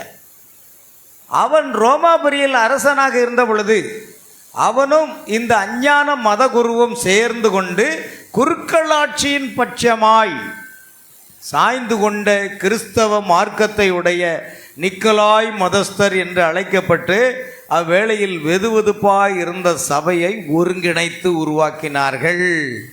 யாரை சேர்த்தாங்க அவங்க கூட? இந்த வெதுவெதுப்பாக இருப்பாங்கள்ல, உலக பிரகாரமாக வாழ்ந்துக்கிட்டு ஆலயத்துக்கு மட்டும் போவான், பண்டிகையை மட்டும் கொண்டாடுவான். இப்படிப்பட்ட கிறிஸ்தவர்கள் இருக்கிறாங்க பார்த்தீங்களா? சரிதானாங்க? பெயர் கிறிஸ்தவர்கள் சொல்லலையா? இந்த வெதுவெதுப்பான சபைகளெல்லாம் அவன் ஒன்று சேர்த்துட்டானான். ஆனால் சத்தியத்துக்காக வார்த்தைக்காக நிற்கக்கூடிய சிறு கூட்டம் அவர்களோடு சேர துணியவில்லை. அவர்கள் தனியாகவே நின்றார்கள். நாம் ஏன் இன்றைக்கு ஒரு ஸ்தாபனத்தோடு நம்மை இணைத்துக் கொள்ளவில்லை? நமக்கு சத்தியம் தெரியும். ஒரு ஸ்தாபனத்தோடு நான் இணைத்துக் கொள்வதற்கு பதிலாக என் ஆண்டவர் இயேசுவோடு இணைத்துக் கொள்ள நான் விரும்புகிறேன். ஆமென். எல்லாவற்றையும் ஒருங்கிணைத்து உருவாக்கினார்கள். நாம் தானே எபேசு மற்றும் செமிர்னா சபை காலங்களில் நிக்கோலாய் மதஸ்தரை பற்றி ஏற்கனவே நாம் படிக்கலாம். அடுத்து நிக்கோலாய் மதஸ்தருடைய கிரியைகளாக முந்தின சபை காலங்களில் விளங்கியவை இப்பொழுது அச்சபை காலத்தின் நிக்கோலாய் மதஸ்தருடைய போதகமாக ஆகிவிட்டது. முதல்ல பாருங்க, நிக்கோலாய் என்ற ஒரு ஆவி, அந்த ஆவிதான் சபை. நிக்கோலாய் என்பது என்ன அர்த்தம்? சபையை ஆட்கொள்ளுதல் என்ற அர்த்தம். நிக்கோலாய் என்ற ஆவி நிக்கோலாய் மதத்தின் கிரியைகளாகி பின்பு நிக்கோலாய் மதத்தின் போதகமாக மாறிவிட்டது. ஆமென். ஆதியில் அது கிரியைகள் என்று இருந்தது. அங்கே அவர்கள் உள்ளே நுழைய முயற்சி செய்தார்கள். ஆனால் இங்கே அந்த மூன்றாம் சபையின் காலமாகிய பெருகமு சபையின் காலத்தில் அது போதகமாக ஆகிவிட்டது. இப்பொழுது அவர்களுக்கு, ஏன்னா அந்த மூன்றாம் சபையின் காலம்தான் அந்த கிபி 312 முதல் 325. ஆமென். 12 முதல் 327 என்ன ஒரு கணக்கு வருது. அதில் பார்த்தீங்கன்னா தெரியும் மூன்றாம் சபையின் காலம் என்ன, எந்த வருஷம் போட்டிருக்கு. சபை காலங்கள் வரைபடம் இருக்கிறது அல்லவா? அங்கே பாருங்க. அங்குதான் அவன் சிங்காசனத்தை ஸ்தாபித்து கொண்டு வர்ற காரியம் பாருங்கள். இப்பொழுது அவர்களுக்கு தலைமை மத குரு மற்றும் பிரபலமானவர்கள் எல்லாரும் உண்டு. பெரிய பெரிய பணக்காரர்கள் எல்லாரும் அந்த சபையில் தான் இருக்காங்க. பைபிள்லே சொல்லுது. பைபிள்லே கடைசியில் அந்த மகாபாபிலே தீப்பிடிச்சு எரியும் போது எல்லா பணக்காரர்களும் வியாபாரர்களும் ஐயோ அப்படின்னு கதறுவாங்க. இருக்கா பைபிளில்? சரி. இந்த சபை காலத்தில் தலைமை மத குருவை போப்பு என்று இன்னமும் அழைக்கவில்லை. இன்னும் அந்த ஸ்தானத்துக்கு வரல. ஆனால் தலைமை மத குரு இருந்தார். என்ன, போப்பு என்று அழைக்கப்படலை. ஆனால் பின்னால் அவர் அழைக்கப்படுவார். ஆனால் அவர்கள் பிரதான அத்தியட்சர் மற்றும் பல கீர்த்தி வாய்ந்த பட்டங்களை சூட்டி அழைத்தார்கள். போப்பு என்ற வார்த்தைக்கு பதிலாக ஆர்ச் பிஷப், என்ன பேர்? ஆர்ச் பிஷப் என்ற பெயரில் பிரதான அத்தியட்சர் என்று பல கீர்த்தி வாய்ந்த பட்டங்களை சூட்டி அழைத்தார்கள். அவர்களுடைய உபதேசமானது சம்பிரதாய ரீதியில் உள்ளதாக இருந்தது. அவர்கள் ஆவியினால் நிறைந்த பரிசுத்த ஆவியினால் வழிநடத்தப்பட்ட சபையினை விட்டு தூரமாய் விலகி கொண்டே போனார்கள். பரிசுத்த ஆவியினால் நிறைந்த இந்த சிறு கூட்டத்திற்கும் இந்த ஸ்தாபனத்திற்கு சம்பந்தம் இருக்கிறதா? இல்லை. அவர்கள் மனுஷருடைய போதனைகளை கற்பனைகளாக போதித்து என்ன செய்கிறாங்க? வீணாய ஆராதனை செய்கிறாங்க. ஆனால் அவர்கள் உண்மையாகவே ஆராதனை செய்கிறோம் தேவனுக்கு நினைக்கிறாங்க. இல்லை, வீணான ஒரு ஆராதனை தான் செய்து கொண்டிருக்கிறார்கள். ஆராதனை இருக்கு, ரெண்டு ஆராதனை இருக்கு. ஒன்று புத்தி உள்ள ஆராதனை, இன்னொன்று புத்தி இல்லாத ஆராதனை. ஆமென். புத்தி உள்ள கன்னிகைகள், புத்தி இல்லாத கனிகள். ஒன்று காயினுடைய ஆராதனை, இன்னொன்று ஆபேலுடைய ஆராதனை. ஆபேலுடைய ஆராதனை தேவன் அங்கீகரிக்கிறார். காயினுடைய ஆராதனையில் பரிசுத்தம் இருந்தது, நீதி இருந்தது, பலிப்பொருள் இருந்தது, எல்லாமே உத்தமமாக அவன் செய்தான். ஆனால் அவனுடைய பலியை தேவன் அங்கீகரிக்கல. ஆகையால் சபை விட்டு அவர்கள் தூரமாக கொண்டே போனார்கள். ஆவியினால் நிறைந்திருந்த சபையை அவர்கள் அப்படியே சிறு கூட்டமாக போகவிட்டார்கள். அது பெரிய ஸ்தாபனமாகிவிட்டது. நம்மையும் அதற்குள் அழைக்கிறார்கள். ஆனால் ஒரு சிறு கூட்டம் மறுபடியும் இருந்து பரிசுத்தாவினுடைய அபிஷேகத்தை பெற்ற ஒரு கூட்டம் இருக்கிறது. அது கர்த்தராகிய இயேசு கிறிஸ்து நாமத்தினால் ஞானஸ்தானம் பெற்று மணவாட்டி என்று அழைக்கப்படுகிற ஒரு கூட்டம் இருக்கிறது. அது எப்பொழுதுமே சிறு கூட்டமாகவே இருக்கிறது. ஆனால் அதுவோ பெருங்கூட்டமாக இருக்கும். ஆமென். நம்ம சபைக்கு எத்தனை பேர் வருகிறார்கள் என்பது முக்கியமல்ல. வருகிறவர்கள் வார்த்தைக்காக வருகிறார்களா, சத்தியத்துக்காக வருகிறார்களா, இயேசுக்காக ஜீவிக்கிறார்கள் என்பதுதான் முக்கியமே தவிர எண்ணிக்கை நமக்கு முக்கியமல்ல. இதை விட கூடுனாலும் சரி குறைஞ்சாலும் சரி. ஆமென். நீ ஸ்தாபனத்தை போல நினைக்கிங்க. நான் 4 வாரமாக ஆராதிக்க வரல, பாஸ்டர் என்னை தேடியே வரல, வரமாட்டார். உங்கள் ஆத்மாவுக்கு தானே நீங்கள் வாரீங்க. ஏங்க யாருக்கு பசிக்கோ அவங்க தானங்க சாப்பிடணும். உங்களுக்கு பசிக்குன்னா நான் சாப்பிட முடியுமா? உங்கள் ஆத்மாவுக்காக நீங்கள் தான். மனுஷன் அப்பத்தினாலே மாத்திரமல்ல, தேவனுடைய வாயிலிருந்து புறப்படும் ஒவ்வொரு வார்த்தைனாலும் பிழைப்பான். நாங்கள் சொல்லுவோம், ஆராதனை விடாதீங்க, ஒவ்வொரு வாரமும் செய்தி நல்லா இருக்குது, தேவனை ஆராதிப்பதை விடாங்க, உலகத்தில் போகாதங்க. என்னால் புத்தி தான் சொல்ல முடியும். அல்லேலூயா. கவனிங்க, அவரவர் ஜீவனுக்காக அவரவர் ஓடிக்கொண்டிருக்கிறோம். ஆகையால் ஸ்தாபனங்களை ஏற்படுத்தி கொண்டு ஒத்துக்கொள்ளாத இவர்கள் போல பெரிய ஸ்தாபனங்களை ஏற்படுத்தி கொள்ள ஒத்துக்கொள்ளாததால் அவர்களை மத துரோகிகள் என்று அழைத்தனர். நாம தான் யாரு? இங்கே கவனிங்க, நீங்கள் தான் மத துரோகி, நான் தான் மத துரோகி, நம்ம எல்லோரும் மத துரோகி. ஏன்னா ஸ்தாபனத்து கூட நம்ம என்ன செய்யலை, சேர்ந்து கொள்ளலை. ஒரு காலம் வரப்போகுது, ஸ்தாபனத்தோடு இணைக்கப்பட்டு அரசாங்க அனுமதி பெறாமல் பாஸ்டராகவே இருக்க முடியாதான். இப்பவுமே நடைமுறையில் வந்துருச்சு. அது இப்பொழுதே என்ன வந்திருக்கு, நடைமுறையில் இருக்கு, அரசு தலையிட்டு இருக்கிறது. ஆமென். கவனிங்க, அதுக்கு தீர்க்கதரிசி இன்னைக்கு காலையில் ஸ்டேட்டஸில் ஒரு இது போட்டேன். அந்த ஸ்டேட்டஸ் அதை அப்படியே எடுப்பாங்களாம். ஸ்டேட்டஸில் இன்னைக்கு காலையில் எத்தனை பேர் ஸ்டேட்டஸ் பார்த்தீங்க? ஞாயிற்றுக்கிழமை பார்க்க மாட்டாங்க. நான் இவ்வளோ வேலைக்கு மத்தியிலும் ஒரு 4 வசனம் அனுப்பி விட்டுருவேன். நேரம் கிடையாது, 12 மணிக்கு தான் படுக்க போகிறேன். காலையில் ஒரு 7:15 உள்ளே வந்துடுச்சேன். வந்துட்டு 9:30 தான் வெளியே போனேன். ஆமேன். அந்த ஸ்டேட்டஸை கொஞ்சம் போடையா. தீர்க்கதரிசி சொல்கிற ஒரு காரியத்தை பாருங்கள். சும்மா ஒன்றும் போடலை, மொபைல் போடல. மொபைல் ஃபோன் நீங்கள் வச்சுருக்கீங்களா? ஆண்ட்ராய்டு மொபைல் வச்சுருக்கீங்களா? அதை பிரயோஜனப்படுத்துங்க. டெய்லி 7 மணிக்கெல்லாம் நீங்கள் பாருங்கள். அதோட என்ன வேலை இருக்குது உலகத்தில், அது கொஞ்சம் போட்டு பார்க்கலாம். ஒரு நல்ல காரியம் இருக்குது.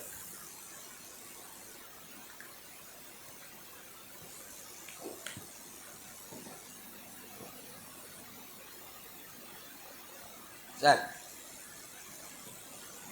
ஒரு நல்ல காரியம் இருக்கிறது. தீர்க்கதரிசி பிரணாம் சொன்ன ஒரு காரியம், அது கிருபைக்கு பதிலாக நியாயப்பிரமாணத்தை சபை தெரிந்து கொள்ளுதல் என்ற செய்தியிலிருந்து நான் எடுத்து காலையில் போட்டிருக்கேன். இன்று நமக்கு தேவை என்னவென்றால் ஒரு சிறந்த சபை அல்ல. நீங்கள் ஒரு மிஷன் ஊழியத்தை கொண்டிருந்தாலும் உங்களுக்கு நன்றாகவே இருக்கும். சமரசம் செய்வதை காட்டிலும் உங்கள் தலை சாய்க்க ஒரு இடமும் இல்லாமல் இங்கே உள்ள இந்த ஓக் அல்லது பைன் மரங்களில் ஒன்றின் கீழ் நின்று கொண்டு அல்லது அந்த ஆலமரத்தின் கீழ் நின்று கொண்டு, அது எழுதலை, நான் சொல்கிறேன். ஆமென். எங்கேயாவது ஒரு மரத்தின் கீழ் நின்று கொண்டு சுவிசேஷத்தை பிரசங்கித்தல் உங்களுக்கு மேலானதாக இருக்கும். எது மேலானதாக இருக்குமா? ஒரு பெரிய சபையோ பெரிய ஸ்தாபனம் இல்லாட்டாலும் பரவாயில்லைங்க, ஒரு மிஷனரி ஊழியத்தை கொண்டு நீங்கள் பேர் புகழ் வாங்காமல் இருந்தாலும் பரவாயில்ல, இந்த ஓக்கு அல்லது பைன் மரங்களில் ஒன்றின் கீழ் நின்று கொண்டு சுவிசேஷத்தை பிரசங்கித்தது மேலானதாக இருக்குமா.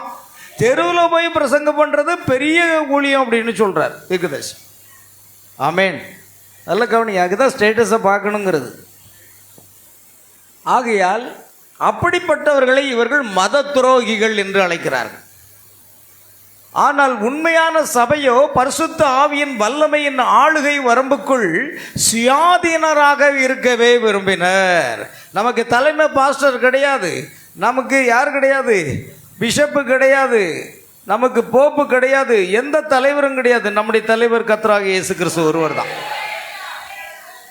ஆமென். ஏனெனில் கிறிஸ்து அவர்களுக்கு ராஜா என்றும் அவர்களோடு இருப்பேன் என்று வாக்குத்தத்தம் செய்திருக்கிறார். ஓ, அவரே அவர்களின் ராஜா. உண்மையான சபையானது ஒருபோதும் தன் நிலையை மாற்றிக்கொள்ளவில்லை. தான் ஒரு குழுவினரால் ஆளப்படவோ, இப்பொழுது நீங்கள் அவர்களை எப்படி அழைக்கிறீர்களோ எனக்கு தெரியாது. ஆனால் அவர்கள் என்ன செய்கிறார்கள் என்றால், அவர்களை கார்டினல்கள், கார்டினல்கள் என்றால் கர்தினால்கள் என்று சொல்லுவாங்க. கார்டினல்கள், அத்தியட்சர்கள், போப்புகள் பிழையே செய்ய முடியாதவர்கள் என்பதாக இருக்கிறார்கள். இவர்களெல்லாம் கனம் பெற்றவர்கள். இவங்க பிழையே என்ன செய்ய மாட்டாங்க, பாவமே செய்ய மாட்டாங்க. ஏன்னா அவங்க தேவனுடைய பிரதிநிதி என்று இந்த கத்தோலிக்க மக்கள் என்ன செய்கிறாங்க, நம்புகிறாங்க. போப்பனுடைய காலில் விழுந்து வணங்கினா உனக்கு எல்லா ஆசீர்வாதம் கிடைக்கணும், அத்தனை கத்தோலிக்கர்களுமே விழுந்து வணங்கிடுவான். ஆமேன். ஒருத்தர் காலில், ஒரு மனுஷன் ஒரு காலில் இருந்து விழுந்து நினைச்சக்கூடாது, வணங்கவே கூடாது. ஏன்னா அது இருக்கு. எனக்கு காண்பித்த அந்த தூதரை வணங்கும்படி நான் சென்றேன். அப்பொழுது நீ என்னை வணங்காதபடிக்கு பார், நானும் உன்னை போல ஒரு ஊழியக்காரன் சொல்லி இருக்கா இல்லையா? யோவானுக்கு வெளிப்படுத்தின அந்த தூதன். அதனால் எந்த தூதனையும் வணங்கக்கூடாது, எந்த மனுஷனுடைய காலில் என்ன செய்யக்கூடாது, விழவே கூடாது. கவனிங்க. ஆகையால் இவர்கள் தவறே செய்யாதவர்கள், பிழையே செய்யாதவர்கள் என்பதாக மக்கள் நம்புகிறார்கள். பிழையே செய்ய முடியாதவர் ஒரே ஒருவர் தான் உண்டு, அவர் கர்த்தராகிய இயேசு கிறிஸ்து ஒருவரே. ஆமென். அதுதான் நாம் விசுவாசிக்கிறேன். அவர் நமது ராஜாவாக இருக்கிறார். இப்பொழுது பரிசுத்தாவின் ரூபத்தில் நம்மோடு இருக்கிற இயேசு கிறிஸ்து தாமே அவர். அவர்தான் என்னில் பாவம் உண்டென்று உங்களில் யார் என்னை குற்றப்படுத்தக்கூடும் என்று சவால் விட்ட ஒரு நபர். நம்மை வழிநடத்தி செல்லுகிறார். அவர் நம்மை ஜீவ தண்ணீர் அண்டையில் கொண்டு போய் விடுகிறார். அவர் நம்மை யார் என்று வெளிப்படுத்துகின்றார். அவர் தம்மை யார் என்று வெளிப்படுத்துகின்றார். ஆதி காலத்து பரிசுத்தர்களுக்கும் இரத்த சாட்சிகளுக்கும் தாமே சிருஷ்டிப்பின் தேவனாகிய கர்த்தர் என்றும், பிணியாளிகளை சுஸ்தமாக்குகிறவர், மரித்தோரை உயிரோடு எழுப்புகிறவர், தரிசனங்களை காண்பிக்கிறவர், பிசாசுகளை துரத்துகிறவர் என்று காண்பித்து கொண்டிருந்தது போல நமக்கும் அவர் காண்பித்து கொண்டிருக்கிறார். இந்த சபையிலே பிஷப் இருப்பாங்க, பெரிய பெரிய போப்பு இருப்பாங்க, எல்லாம் இருப்பாங்க. ஒரு பிசாசு பிடித்த நபருக்காக போய் ஜெபம் பண்ணுங்கன்னு சொன்னால் ஜெபம் பண்ணுவாங்களா? அப்படி எங்கேயாவது நடந்திருக்கா? ஆமென். அது எதுவுமே இருக்காது. அது ஆதி அப்போஸ்தலருடைய சபையில் எல்லாமே இருந்தது. வரலாற்றில் எந்த ஒரு இடத்திலும் நிக்கோலாய் மதஸ்தரின் சபை அத்தியட்சர்கள் எவரும் எந்த ஒரு சமயத்திலும் எங்காவது மரித்தோரை உயிரோடு எழுப்பதனுண்டா என்ற சான்றை என்னால் கண்டுபிடிக்க முடியவில்லை. ஏனெனில் உயிர்த்தெழுந்த கிறிஸ்து அவர்களின் இருதயத்தில் வாசம் பண்ணவில்லை. இந்த ஸ்தாபன போதர்களுக்குள்ளாக யாரும் இல்லை, உயிர்த்தெழுந்த கிறிஸ்து இல்லை. உயிர்த்தெழுந்த கிறிஸ்து யார் இடத்தில் இருக்கிறார்? தம்முடைய பிள்ளைகள் மத்தியில் இருக்கிறார். தம்முடைய பிள்ளைகளுக்குள் வாசம் செய்கிறார். அதனால் தான் இங்கு வியாதியஸ்தர்கள் சுகம் பெறுகிறார்கள், பிசாசுகள் ஓடுகிறது, அற்புதங்கள் நடக்கிறது. ஆமென். ஏனெனில்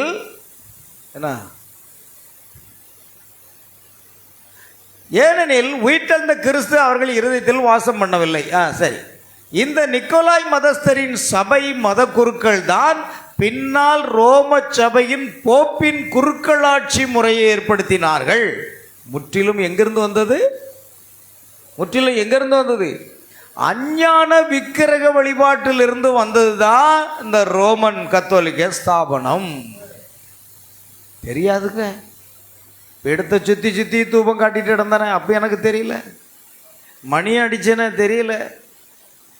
கர்த்தர் நம் மனக்கண்களை திறந்து கொடுத்தார். ஆமென். அல்லேலூயா. பாருங்க, அவர்கள் தங்களுடைய வழிகளில் தங்களை ஸ்திரப்படுத்திக் கொண்டு ஒரு ஸ்தாபனத்தை உண்டாக்குவதற்காக விலகி போய் அதன் மூலம் தங்களுடைய சிரேஷ்ட புத்திர பாகத்தை விற்று போட்டார்கள். ஆனால் ஜீவனுள்ள தேவனுடைய சபையோ தன்னில் கிறிஸ்துவின் வல்லமை பெற்று இருந்தது. ஆமென். ஆனால் உண்மையான சபை ஆவியானவரோடு நிலைத்து நின்றது. ஆமென். இந்த கான்ஸ்டன்டைன் அரசன் தன் ராஜ்யம் பிளவுபடாமல் இணைந்து இருப்பதற்காக இந்த ஒரு காரியத்தை அவன் செய்தான். அவன் இந்த நிக்கோலாய் மதஸ்தரை தெரிந்து கொண்டு அவர்களிடம் போனான். இவர்கள் தான் கிறிஸ்தவ வழியின் வேஷத்தை தெரிந்து கொண்டவர்கள். இவர்கள் கிறிஸ்தவர்கள் அல்ல, கிறிஸ்தவர்களை போன்ற வேஷம். விசுவாசி, அவிசுவாசி, பாவன விசுவாசி. அப்ப இவர்கள் யாரு? கிறிஸ்தவர்கள் என்று சொல்லப்படுகிற பாவனை விசுவாசிகள். கிறிஸ்தவர்களைப் போல நடிப்பவர்கள். ஆனால் கிறிஸ்துவுக்கும் அவங்களுக்கு என்னல்ல, வார்த்தைக்கும் அதுக்கும் என்னல்ல, சம்மந்தமே கிடையாது. பாருங்கள், நீங்கள் அதை தெளிவாக புரிந்து கொண்டீர்களா? அவர்கள் வெறும் பெயர் கிறிஸ்தவர்கள். யாருங்க? பெயர் கிறிஸ்தவங்கள். பக்தியோட அந்தோனியர் கோயிலில் போய் கும்பிடு, சவரியர் கோயிலில் போய் கும்பிடு, ஒரு ஜெவமாலை எடுத்து உருட்டு, எல்லாம் மெழுகுத்திரி பத்தை, அடுத்தது என்ன செய்ய, ஊதுபத்தியை கொளுத்து, எல்லாமே புற மதஸ்தர்கள் என்ன செய்கிறார்களோ அதையே செய்கிறார்கள். நானும் அதை செய்திருக்கிறேன். ஒரு காலத்தில் நான் ரட்சிக்கப்படுவதற்காக நான் அதை செய்திருக்கிறேன். அல்லேலூயா. ஆமென். அது ஏன் செய்தோம், எதுக்கு செய்யணும் அன்னைக்கு தெரியல. நான் சிறு பையனாக இருக்கும் பொழுது இந்த புளியம்பட்டி கோயிலுக்கு நாங்கள் போயிருக்கிறோம். என்னுடைய பெற்றோர்கள் அழைத்து சென்றிருக்கிறார்கள். அதே போல் 4 மாத குழந்தையாக என்னுடைய ஜான்சி இருந்த போதும், அதுக்கு 2 வயசுக்கு மூத்தது இருந்தது என்ற சோபாலையோ, வேளாங்கண்ணி கோயிலில் அங்கே போய் நாங்கள் தங்கி இருந்து அங்கு எல்லா விதமாக வணக்கத்தை செய்து 2 பிள்ளைகளுக்கும் மொட்டையை போட்டுட்டு வந்திருக்கேன்.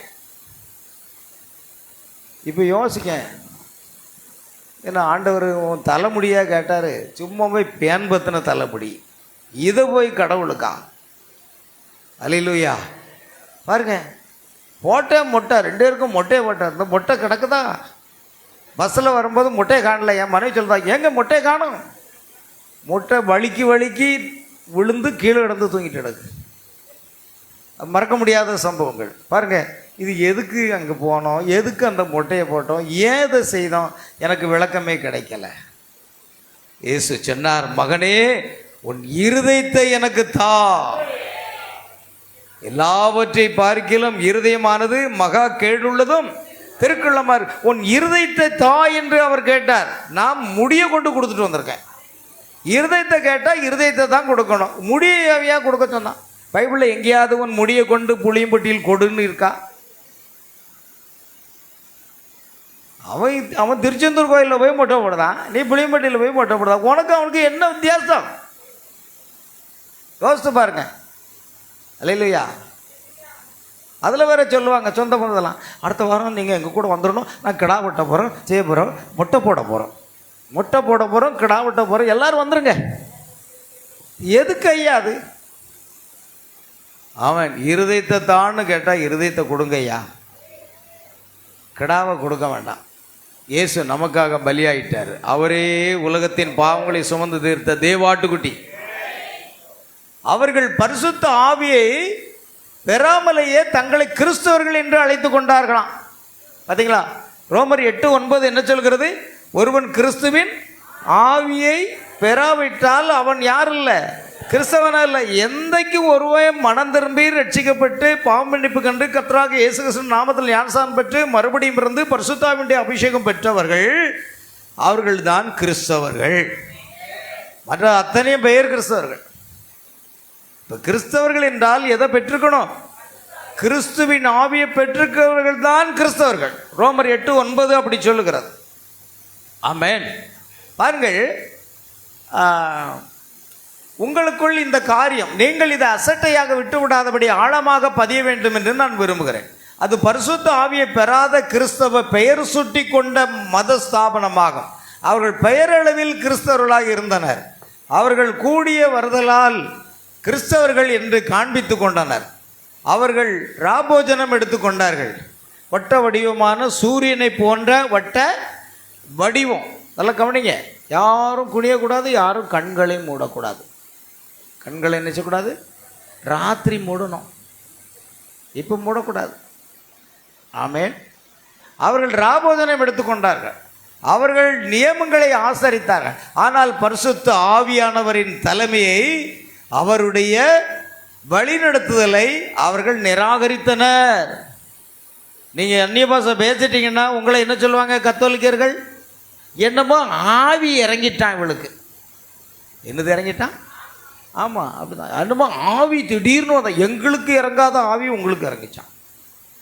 என்னமோ பேசுகிறான் புதுசாக அப்படின்னு கிண்டல் பண்ணுவாங்க. பரிசுத்த ஆவியை கூட தூசிக்கிற ஒரு கூட்டங்க. அப்படி நிலைமை என்ன ஆகும்? பரலோகத்துக்கு போயிடலான்னு நினச்சிட்டு இருக்காங்களா? சும்மா ஏதோ பண்டிகை கொண்டாடணும், செய்யணும், இதுதான் அவங்க கிறிஸ்தவ வாழ்க்கை. கவனிங்க. ஆகையால் அவர்கள் மத்தியில் அற்புத அடையாளங்கள் இருக்கவில்லை. அவைகள் கடந்த காலத்தில் நடந்ததாக அவர்கள் கூறிக்கொண்டனர். ஒரு ஆளுகைக்காகவே தாங்கள் ஒரு சபையை நிறுவிட வேண்டியுள்ளது என்று கூறினர். என்ன விதமான ஆளுகை என்பதை பற்றி இன்னும் ஒரு நிமிடத்தில் நாம் பார்ப்போம். எனவே பரிசுத்த ஆவியை பெற்ற சபையானது அவ்விதமான காரியங்களில் இருந்து தன்னை விலக்கியே வைத்து கொள்ள வேண்டியதாக இருந்தது. பார்த்தீங்களா, பரிசுத்த ஆவியின் அபிஷேகம் பெற்றவர்கள் இந்த ஸ்தாபனத்தோடு போய் நம்ம என்ன செய்ய முடியல, ஒட்டவும் முடியாது, உறவோட முடியாது. அவங்க எவ்வளவு ஊழியர் கூட்டம் வச்சாலும் நாம் போகிறதில்லை.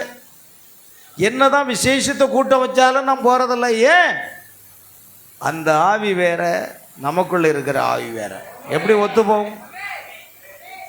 ஆமென். அக்காலத்துக்கென்று, அதாவது ஆனால் பெருகோமையில் அக்காலத்துக்கென்று சொல்லப்பட்டவர்கள் யாவும் அச்சபை காலத்துக்குரிய தூதனுக்கு சொல்லப்பட்டிருக்கிறது. அதுதான் மாற்றி. ஏனெனில் இதை செய்வது தூதனுடைய பொறுப்பு. ஆனால் கான்ஸ்டன்டைன் மெய்கிறிஸ்தவ வழியை பற்றி கொஞ்சமேனும் அக்கறை உள்ளவனாய் இருக்கவில்லை. அவன் தன்னுடைய அஞ்ஞான முன்னோர்களின் வழியையும் அவனது அஞ்ஞான சபையையும் கொண்டு வர விரும்பினான். நிக்கலாய் மதஸ்தரின் கிரியைகள் மற்றும் போதகங்கள் ரோமாபுரியில் ஆழமாக வேரூன்றி போய் ஒரு பெரிய ஆடம்பர தோற்றத்தை உண்டாக்கியது. அதில் இருந்த மக்கள் அநேகர் பெயரளவில் தான் கிறிஸ்தவ விசுவாசிகளாக வெறும் ஆசார ரீதியில் இருந்தார்கள். உண்மையான சபை சிறுபான்மையினராக இருந்தது. அல்லேலூயா. எப்பொழுதும் அப்படியே இருந்தது, எப்பொழுதும் அப்படியே இருக்கும். ஆமென். எப்பொழுதுமே அப்படியே இருந்ததா, அப்படியே தான் இருக்குமா. பெரிய கூட்டத்தை நீங்கள் பார்க்க முடியாது. ஆமென். இங்கே நிறைய சேர் காலி கிடக்குதா? அப்படியே இருக்கட்டும். அல்லேலூயா.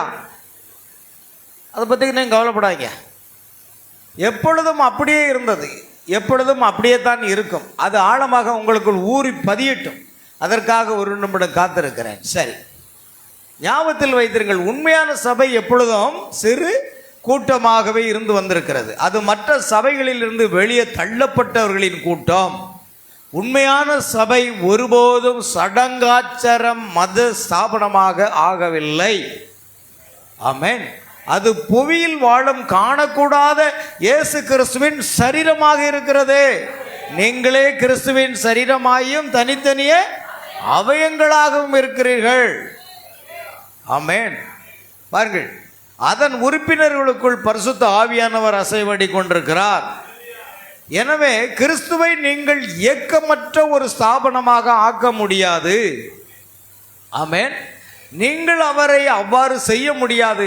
இப்பொழுதுள்ள லவோதிக்கேயா சபையின் காலத்திற்கும் இதே நிலையை நீங்கள் எடுத்துக்கொள்ள வேண்டும் என்று நான் விரும்புகிறேன். கடைசியில் எங்கு கொண்டு முடிக்கிறாருங்க? லவோதிக்கேயா சபை. இப்போ இருக்கிற இந்த பெந்தெகோஸ்தே சபையின் காலம் இதுதான் லவோதிக்கேயா சபை. ஆமென். நான் உரைக்கிற ஒவ்வொரு வார்த்தையும் ஒலிநாடாவில் பதியப்பட்டிருக்கிறது. தேவனுடைய உண்மையான சபை ஒருபோதும் ஸ்தாபனமாக ஆக்கப்படவில்லை என்பதை நினைவில் கொள்ளுங்கள். தேவனுடைய உண்மையான சபை ஆர்சி என்றோ, சிஎன்சி என்றோ, பெந்தெகோஸ்தே என்றோ, செவன்த் டே என்றோ, பிரஸ்பிடேரியன் என்றோ, சல்வேஷன் ஆர்மி என்றோ, அது எது ஏஜி சபை என்றோ, அல்லது எதுவுமே அழைக்கப்படாது. ஆமென். அவர்கள் மறுபடியும் பிறந்த கிறிஸ்தவர்கள் ஒரு சிறு கூட்டமாக இருப்பார்கள். கத்தோலிக்க சபை தான் உலகிலேயே முதலாவதாக ஏற்பட்ட ஒரு ஸ்தாபனமாகும். அதற்கு முன்பாக ஸ்தாபனம் எதுவுமே இல்லை. ஆமென். முதல் ஸ்தாபனம் அதுதான். கத்தோலிக்கர்கள் என்று கூறுகிறபடி அதுதான் என்னது? தாய் சபை. நாங்கள் தான் தாய் சபை, நீங்கள்லாம் பிரிவினை சகோதரர்கள், பிரிவினை சகோதரிகள் என்று எல்லா குருவானவரும் பிரசவம் பண்ணுறாங்க. நாம தான் அங்கேருந்து புரிஞ்சுமா. நாங்கள் அங்கே பிரியலை. உங்களுக்கு எங்களுக்கு என்ன கிடையாது, சம்மதமே கிடையாது. நாங்கள் ஆதி பேதுரு பிரசங்கித்த அப்போஸ்தலருடைய உபதேசத்தில் நாங்கள் இருக்கிறோம். எங்களுக்கும் கத்தோலிக்க மார்க்கத்துக்கும் என்ன சம்பந்தம்? எங்களுக்கும் புரொட்டஸ்டன்ட் மார்க்கத்துக்கு என்ன சம்பந்தம்? எங்களுக்கும் பெந்தகோஸ்தே மார்க்கத்துக்கு எந்த சம்பந்தம்? நாங்கள் ஆதி கிறிஸ்தவர்கள்.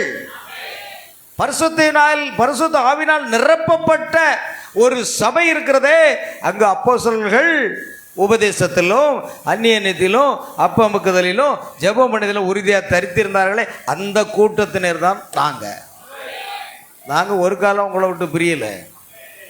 நாங்கள் அங்கு என்ன செய்யப்பட்டோம்? சாத்தானுடைய சூழ்ச்சினால ஏவாள் வீழ்த்தப்பட்டது போல நாங்கள் அதுக்குள்ள போய் சிக்க வைக்கப்பட்டோம். புரியுதா? நாம அந்த ஸ்தாபனத்துக்குள்ள சிக்க வைக்கப்பட்டோம். சாத்தானுடைய கண்ணிகளுக்குள் அகப்பட்டு கொண்டோம். இயேசு தம்முடைய விலையேறப்பட்ட ரத்தத்தை சிந்தி நம்மை மீட்டு கொண்டார். ஆமென். அதுதான் தாய் சபை. ஸ்தாபன சபைக்கெல்லாம் தாய் அவள் தான். வேதம் அவளை அவ்வாறே அழைக்கின்றது. எனவே நீங்கள் அதை குறித்து சர்ச்சை செய்ய வேண்டிய முடியாது. அதுவே தாய் சபை என்று சொல்லும் பொழுது அது சரிதான். அவள் தான் தாய் சபை. வெளிப்படுத்தின விசேஷம் 17ஆம் அதிகாரம் 5ஆம் வசனத்தை வாசிங்க. வெளிப்படுத்தல் 17:5. சீக்கிரமா. மேலும் ரகசியம், மகாபாபிலோன் வேசிகளுக்கும் பூமியில் உள்ள அருவருப்புகளுக்கும் தாய் என்னும் நாமம் அவள் நெற்றியில் எழுதியிருந்தது. அந்த ஸ்திரீ பரிசுத்தவான்களின் இரத்தத்தினாலும். மேலும் ரகசியம், அந்த ஸ்திரியானவள் பூமியில் உள்ள அருவருப்புகளுக்கும் வேசிகளுக்கும் பூமியில் உள்ள அருவருப்புகளுக்கும் தாய் என்னும் நாமம் அவள் நெற்றியில் எழுதியிருந்தது. தாயின்னு சொல்லி பைபிளே சொல்லுது. நீங்க என்ன சொல்றீங்க? தாய்ங்கிறத நாங்கள் ஒத்துக்கிறோம். ஏன்னா பைபிள் அது இருக்கு. நீங்கள் தான் தாய் சபை. ஆமென். ஆனால் உங்கள் சபைக்கு எங்களுக்கும் சம்பந்தம் கிடையாது. நாங்கள் ஆதி சபை. நாங்கள் மூல கத்தோலிக்கர்கள். நீங்கள் ஸ்தாபன கத்தோலிக்கர்கள். நாமும் கத்தோலிக்கர்கள் தான். ஆனால் மூல கத்தோலிக்கர்கள் நாம. அல்லேலூயா. கவனிக்க வேண்டும். நாம் நேரடியாக கான்ஸ்டன்டைன் தன் ராஜ்ய பாரத்தை பலப்படுத்திக் கொள்ள வேண்டும் என்ற நோக்கத்தை மனதில் கொண்டவனாய் எப்பொழுதும் அவ்வாறே அது செய்கிறது. தன் அஞ்ஞான மதத்தின் கொள்கைகளை கொண்டு வந்து கிறிஸ்தவ போதனைகளை அகற்றிவிட விரும்பினான். அஞ்ஞான மதத்தை உள்ள கொண்டு வர்றான். நீங்கள் செத்து போயிட்டீங்கன்னா ஜெபம் பண்ணி உங்களை பரலோகத்துக்கு அனுப்பிடுவோம். நீ குடிகாரனாக இருக்கலாம், கொலைகாரனாக இருக்கலாம், ரம்மி விளையாடலாம், கும்மி அடிக்கலாம், அதை பற்றி கவலை இல்லை. நீ செத்து போச்சுன்னா நாங்கள் பண்ணின ப்ரேயரில் அங்கேருந்து புஷ்ஷுன்னு மேலே போயிடுவீங்க. இதுதான் கத்தோலிக்க போதகம். எங்கள் பாட்டி கல்லறையில் போய் நாங்கள் ஜெபக்கூட்டம் நடத்தியிருக்கோம். ஆமென். எங்கள் அப்பாவை பார்த்த அம்மா களக்காட்டு பக்கத்தில் இருக்குது. அந்த கல்லறை எப்பவும் இருக்குது. அந்த கல்லறையில் போய் நாங்கள் வருஷம் கஞ்சி காய்ச்சி ஊற்றி அங்கே ஒரு ஜெபம் வச்சு அங்கே ஒரு மெழுத்திரு கொளுத்தி வருமா. ஏன்னா நாங்கள் போய் ஜெபம் பண்ணி தான தர்மம் செஞ்சால் எங்கள் பாட்டி எங்கே போயிடுவாங்க? பரலோகத்துக்கு போயிடுவாங்க. அப்படி ஒரு உபதேசம் இருந்தால் ஒரு பயம் மனம் திரும்ப வேண்டியதில்லை. அவன் இஷ்டப்படி வாழ்ந்து நாங்கள் செத்து போன பிறகு என்ன செய்யுங்க வேணும் தான். நான் அதுக்கு முன்னாடி என்னை பூசைக்கு எவ்வளோ ஆகும், அதுக்கு ரூபாய் தந்துருந்தேன். நான் செத்து போன பிறகு பூசை பண்ணி என்ன அனுப்பி விட்ருங்க அப்படின்ட்டு ஒருத்தரும் என்ன செய்ய மாட்டான், மனம் திரும்பவே மாட்டான். அதனால தான் இன்றைக்கி கத்தோலிக்கர்கள் மனம் திரும்பல. குடிகாரனாக இருக்கான், கொலகாரனாக இருக்கான், சப்பரம் தூக்குனா சண்டை போடுதான், எல்லாத்துக்கும் சண்டை போடுறான். காரணமாக அவர்கள் அப்படி தான் போதிக்கப்பட்டிருக்கிறாங்க. அவர்கள் அப்படித்தான். நீ செத்து போனாலும் கவலைப்படாத, பாவியாக இருந்தாலும் பரவாயில்ல, நாங்கள் ஜெபம் பண்ணி இங்கே அனுப்பிடுவோம். என்னையா போதகம்? ஆமென். மனுஷருடைய கற்பனைகளை உபதேசங்களாக போதித்து வீணாய் ஆராதனை செய்கிறார்கள். ஆமென். கிறிஸ்தவ போதனைகளை எல்லாம் அகற்றிவிட விரும்பினான். இவ்வாறு செய்து எப்படியாக மரியாளுடைய வணக்கத்தை கொண்டு வந்தது இந்த ஸ்தாபனம் தான்.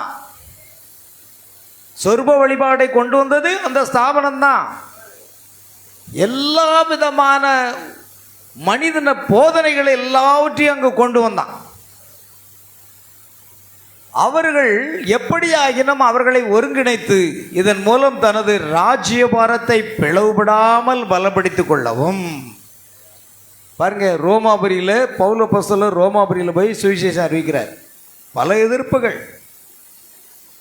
பல கஷ்டங்களுக்கு மத்தியில் ஒரு சுவிசேஷம் அறிவிக்கிறார். அநேக ஜனங்கள் கிறிஸ்துவை ஏற்றுக்கொண்டார்கள், அநேகர் நிறைத்தார்கள். கடைசியில் உள்நாட்டுக்குள் என்ன வந்தது? குழப்பம் வந்தது, பிரச்சனைகள் வந்தது. அந்த நாட்டினுடைய அரசன் பார்த்தான், ஏன் உங்களுக்கு என்ன பிரச்சனை? ஐயா, நாங்கள் இப்பொழுது கத்தோலிக்கர்கள், நாங்கள் இயேசு கிறிஸ்துவை தெய்வமாக ஏற்றுக்கொண்டோம், இனி ஒருபோதும் சிலை வழிபாடுகளை நான் செய்ய மாட்டோம் என்று. இன்னொரு கூட்டம் சிலை வழிபாடு செய்கிறவங்க. ரோமர்கள் எப்படி இருந்தாங்க? பறவைகள், ஊரும் பிராணிகள், மனுஷர்கள் எல்லாரையும் தொழுது கொண்டு வந்தாங்க. ரோமர் 1:25 அவர்கள் சிருஷ்டிகரை தொழுது செய்யாமல் சிருஷ்டிக்கப்பட்டவைகளை தொழுது கொண்டு வந்தார்கள்னு இருக்கு. அதைத்தான் ரோமர்கள் என்றாலே விக்கிர வழிபாடு நிறைந்தது தான் பைபிளே இருக்கு. அதனால் அந்த அரசன் பார்த்தான், ஐயோ நம்ம சபை நம்முடைய ஸ்தாபனம், அது நம்முடைய நாடு பிளவுபட்டு போய்விடக்கூடாது, எல்லாரும் சமாதானம் பண்ணலாம். நீ அங்கே கிடா வெட்டினேன்னா இவனை போய் கலந்துக்க, நீ புளியம்பட்டியில் கிடா வெட்டினேன்னா இவனையும் கூட்டிட்டு அங்கே போ. ஆமே, நீ தேர் இழுக்கும்போது அவன் வருவான், நீ சப்பரம் இழுக்கும்போது அவனும் வருவான். 2 பேரும் கலந்து சமரசம் பண்ணி வச்சுட்டு, இனிமேல் நீங்கள் ரோமர்களாகவும் கத்தோலிக்கர்களாகவும் இருக்க வேண்டாம், ஒரு புதிய மதத்தை தோற்று வைக்கிறேன், அதன் பேர் ரோமன் கத்தோலிக் அப்படின்னு புதிய மதத்தை அவர் தோற்று வைச்சார். தேவனால் எந்த ஒரு ஸ்தாபனமும் தேவனால் ஏற்படுத்தப்பட்டதல்லன்னு தீர்க்கதரிசி சொல்றார். எந்த ஒரு ஸ்தாபனமும் தேவன் ஏற்படுத்தினது கிடையாது, அது மனுஷன் ஏற்படுத்தி கொண்டான். தன்னுடைய அரசியல் ஆதாயத்துக்காக, தன்னுடைய நாடு பிளவுபட்டு போகக்கூடாது என்பதற்காக ரோமர்கள் ஒரு பகுதி, கத்தோலிக்கர்கள் ஒரு பகுதி, 2 பேரையும் இணைத்து ரோமன் கத்தோலிக் என்ற பொது உபதேசத்தை கொண்டு வந்ததுனால உண்மையான கிறிஸ்தவர்களுக்கு மத்தியிலையும் சொர்வ வழிபாடுகள் புகுத்தப்பட்டது. அவன் செமிராமிஸ் என்ற தேவதை வணங்கினா, இவன் மரியாதை வணங்குன்னு சொன்னான். அவன் சூரிய குமாரனை வணங்கினா, இவன் இயேசு கிறிஸ்துவாகிய தேவனுடைய குமாரனை வணங்கணும்னு சொல்லி எல்லாம் மிக்ஸ் பண்ணி கடைசியில் கிறிஸ்து பிறந்த உண்மையான நாள் ஏப்ரல் மாதம் என்பதை டிசம்பர் மாதத்துக்கு மாற்றி டிசம்பர் 25 தான் கிறிஸ்து பிறந்த நாள் சொல்லி இன்னைக்கு பெந்தகோஸ்தே வரைக்கும் கொண்டாடிக்கிட்டு இருக்கிறாங்க. எப்படி போது பாருங்க. ஆனால் உண்மையான மறுபடியும் பிறந்த ஒரு சிறு கூட்டம் இருக்கு. இந்த அஞ்ஞான போதனைகளுக்கு ஒரு காலம் என்ன செய்ய மாட்டாங்க, செவி சாய்க்க மாட்டார்கள். பாருங்கள், ஆகையால் நாம் முடிக்கலாம், நேரம் ஆகிட்டு கொண்டது. ராஜ்யம் எல்லாவற்றிலும் முதன்மையாக விளங்கவும் விரும்பினான். அது கான்ஸ்டன்டைன் அரசனை உலகிலேயே தலை சிறந்த அரசன் என்று ஆக்கிவிடும் என்று இந்த காரியத்தெல்லாம் செய்தான். இன்னைக்கு உலகத்திலேயே கனம் பெற்ற தலை சிறந்த ஒருவர் யாரு? போப்பு தான். ஒவ்வொரு நாட்டுக்கும் அவர் பயணம் போறாரு, சிவப்பு கம்பள வரவேற்பு கொடுத்து அவர்களை வரவேற்கிறார்கள். அவ்வளோ ஒரு கனம் பெற்ற ஒரு மனிதனாக அவர் இருக்கிறார். ஏன்னா அந்த நாட்டுக்கு ராஜாவும் அவர் தான், அந்த ரோமன் கத்தோலிக்க மதத்துக்கு தலைவர்களும் அவர் தான். கிட்டத்தட்ட 125 கோடி ஜனங்கள் அவர்களுக்கு இருக்கிறார்கள். ஆமேன். மனம் திரும்பின விஷயத்தில் அவன் ஒரு அரசியல்வாதியாகவே இருந்தான். அவன் யாரா இருந்தான்? அரசியல்வாதி. இன்னைக்கு ஸ்தாபன சபைக்குள்ள சண்டை வருது. எதுக்கு? நான் செயலாளரா, நீ செயலாளரா? நான் யாரு? நான் தான் இந்த அணிக்கு தலைவன். இந்த பாருங்க, இன்னைக்கு சபைகள் ஸ்தாபனங்களில் 2 அணி இருக்கும், இங்கே ஒரு அணி இருக்கும், அங்கே ஒரு அணி இருக்கும். சண்டை. கடைசியில் ஒருத்தர் கூட்டம் வைக்கும்போது ஒருத்தரை பிடிச்ச மண்டையை அடித்து உடைச்சிட்டாங்களாம். அது போலீஸில் கேஸ் ஆகிட்டு. இது கிறிஸ்தவமா இது? ஆமேன். இயேசு நமக்காக எவ்வளோ பாடுகளை அனுபவித்தார். அப்படித்தான் இருக்கும் ஸ்தாபனம். அது கிறிஸ்தவ சபைகள் அல்ல. ஆமேன். தேவனுடைய, அதாவது மனம் திரும்பின விஷயத்தில் அவன் ஒரு அரசியல்வாதியாகவே இருந்தான். ஆனால் அவன் தேவனுடைய பரிசுத்தவான் அல்லவே அல்ல. சிலர் அவனை அவ்வாறு ஆக்க முயற்சிக்கிறார்கள். அவன் அவ்வாறு இல்லை. அவன் ஒருபோதும் கிறிஸ்தவ சத்திய வழிக்கு கொஞ்சமாவது ஒத்திருக்கும் எந்த ஒரு கிரியும் செய்ததாக எனக்கு தெரியவில்லை. தீர்க்கதரிசி சொல்ற மாதிரி நான் சொல்றேன். ரோமன் கத்தோலிக்க ஸ்தாபனத்துக்கு கிறிஸ்தவத்துக்கு என்ன இல்லை, சம்மந்தமே கிடையாது. நான் பிட்டு வைக்கிறேன். அங்கே எங்கெல்லாம் அஞ்ஞான மார்க்கத்துக்குள்ள இருக்கிறாங்க, ஏன்னா நான் அதில் ஊறி வளர்ந்தவன். நான் எடுத்து வைக்கேன். கிறிஸ்தவ மார்க்கமே அல்ல. கிறிஸ்தவத்துக்கும் அதுக்கும் என்ன கிடையாது, சம்மதம் கிடையாது. அது முற்றிலும் அரசியல் நோக்காக செயல்படுகின்றது. மக்களை செல்வாக்கு ஏற்படுத்தி பணம் சம்பாதிக்கும் நோக்கத்தோடு அவர்கள் செய்து கொண்டிருக்கிறார்கள். ஏன்னா பைபிளில் இருக்கு, அது செல்வ செருக்காக இருக்கும் என்று. ஆமேன். கவனிங்க, அவன் நிக்கோலாய் மதஸ்தரின் சபை ஒன்றில் ஒரு சிலுவையை ஸ்தாபித்தான். கிறிஸ்தவத்திற்கு சம்பந்தம் உள்ளது போல் காண்பித்த அந்த கிரியை ஒன்றுதான் அவன் செய்ததாகும். பார்த்தீங்களா, அவன் மக்களை ஏமாற்றுறதுக்காக அந்த ஆலயத்தின் மேலே என்ன வச்சான், ஒரு சிலுவையை கொண்டு வச்சிட்டான். அதுதான் அவன் செய்த காரியம். அது ஒன்றுதான் அவன் செய்ததாகும். ஆனால் அது எனக்கு கிறிஸ்தவமாக தென்படவில்லை. சிலுவை வச்சதுனால கிறிஸ்தவமா, இல்லை கழுத்தில் சிலுவை போட்டதுனால நீ கிறிஸ்தவனா? இந்த ரோமன் கத்தோலிக்க ஜனங்களை பாருங்க, கழுத்தில் பூரா என்ன போட்டிருப்பாங்க, ஜெப மாலையை போட்டிருப்பாங்க. இங்கே சிலுவை தொங்கிட்டு இருக்கும். கடைசியில் அந்த மாலைக்கு 53 மணிகளுக்கு பிறகு அங்கே சிலுவை தொங்கிட்டு இருக்கும். சிலுவை அங்கே தொங்கிட்டு இருக்கும்போது இவர் என்ன பண்ணுவார்,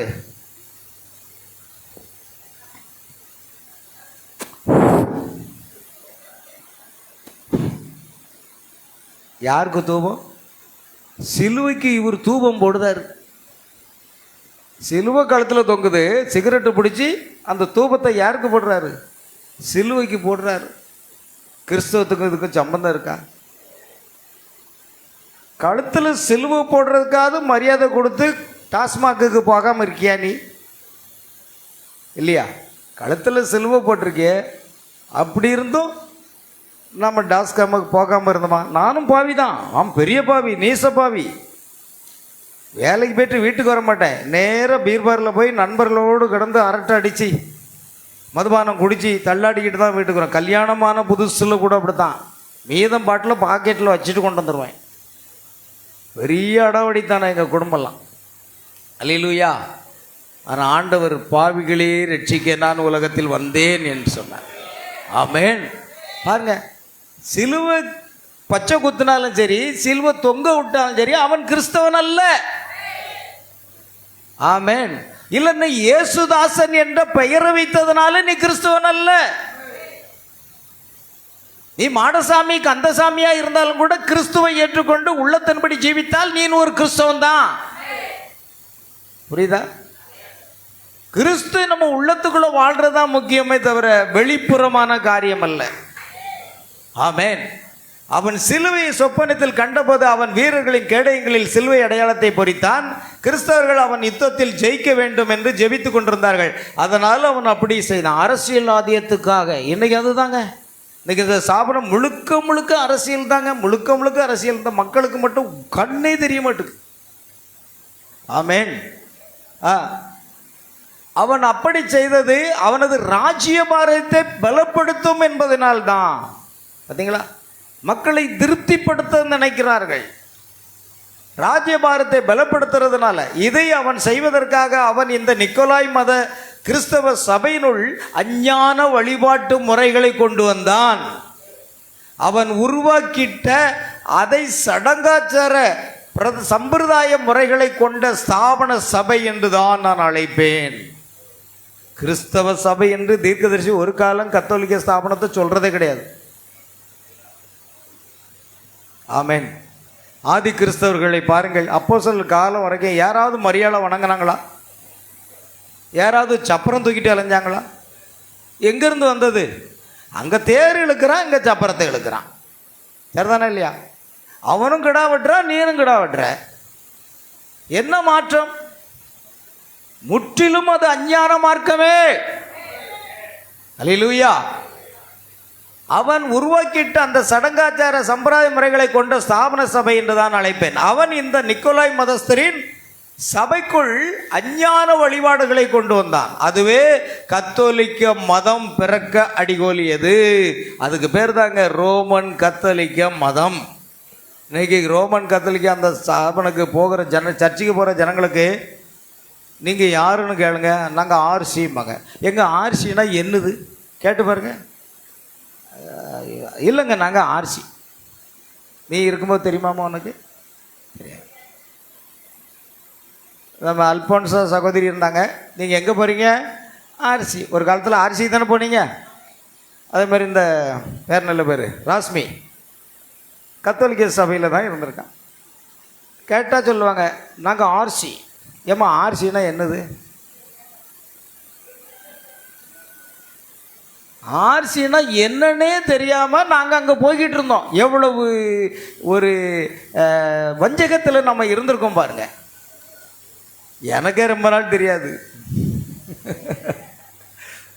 ஆர்சினா என்னன்னு எனக்கு தெரியாது.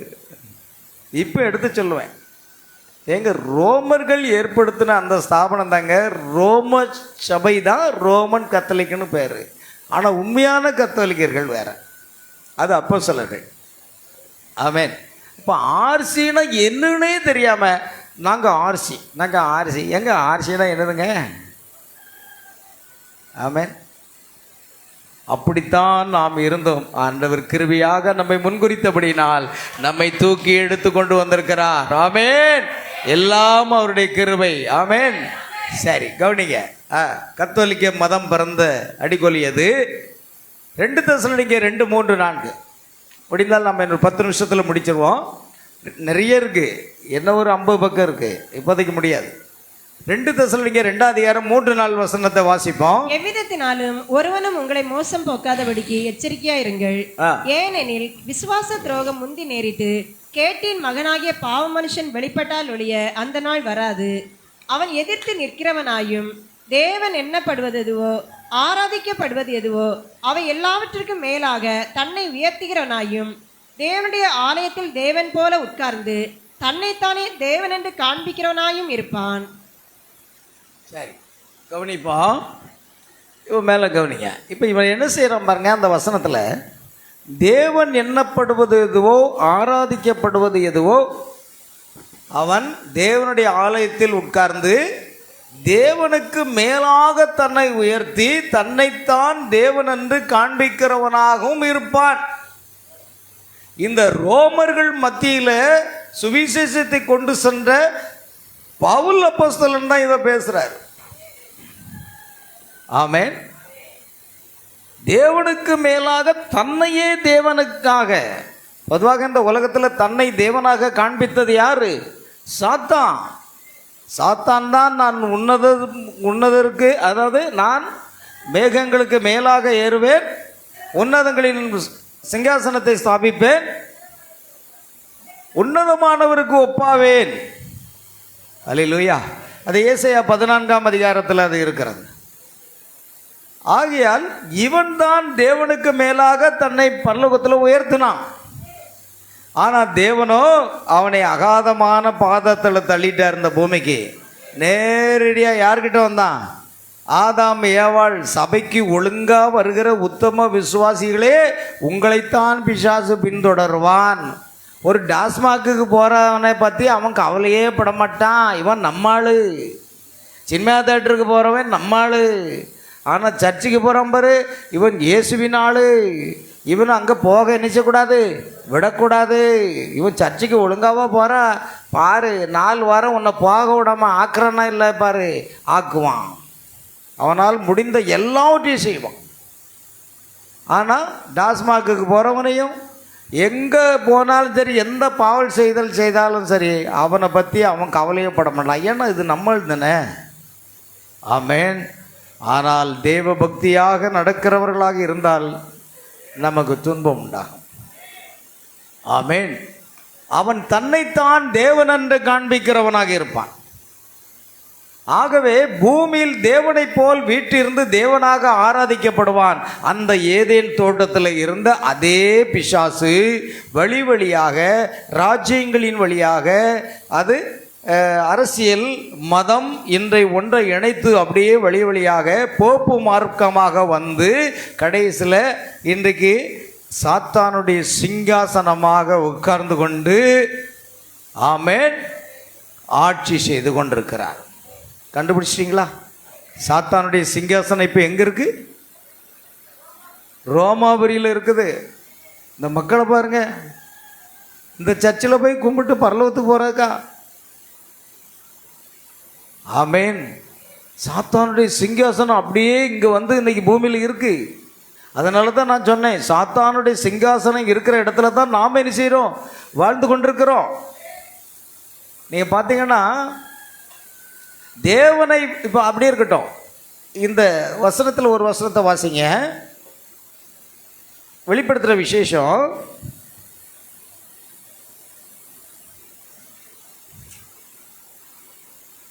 வெளிப்படுத்தின விசேஷம் 18ஆம் அதிகாரம் 1-2 வசனம் 2-3.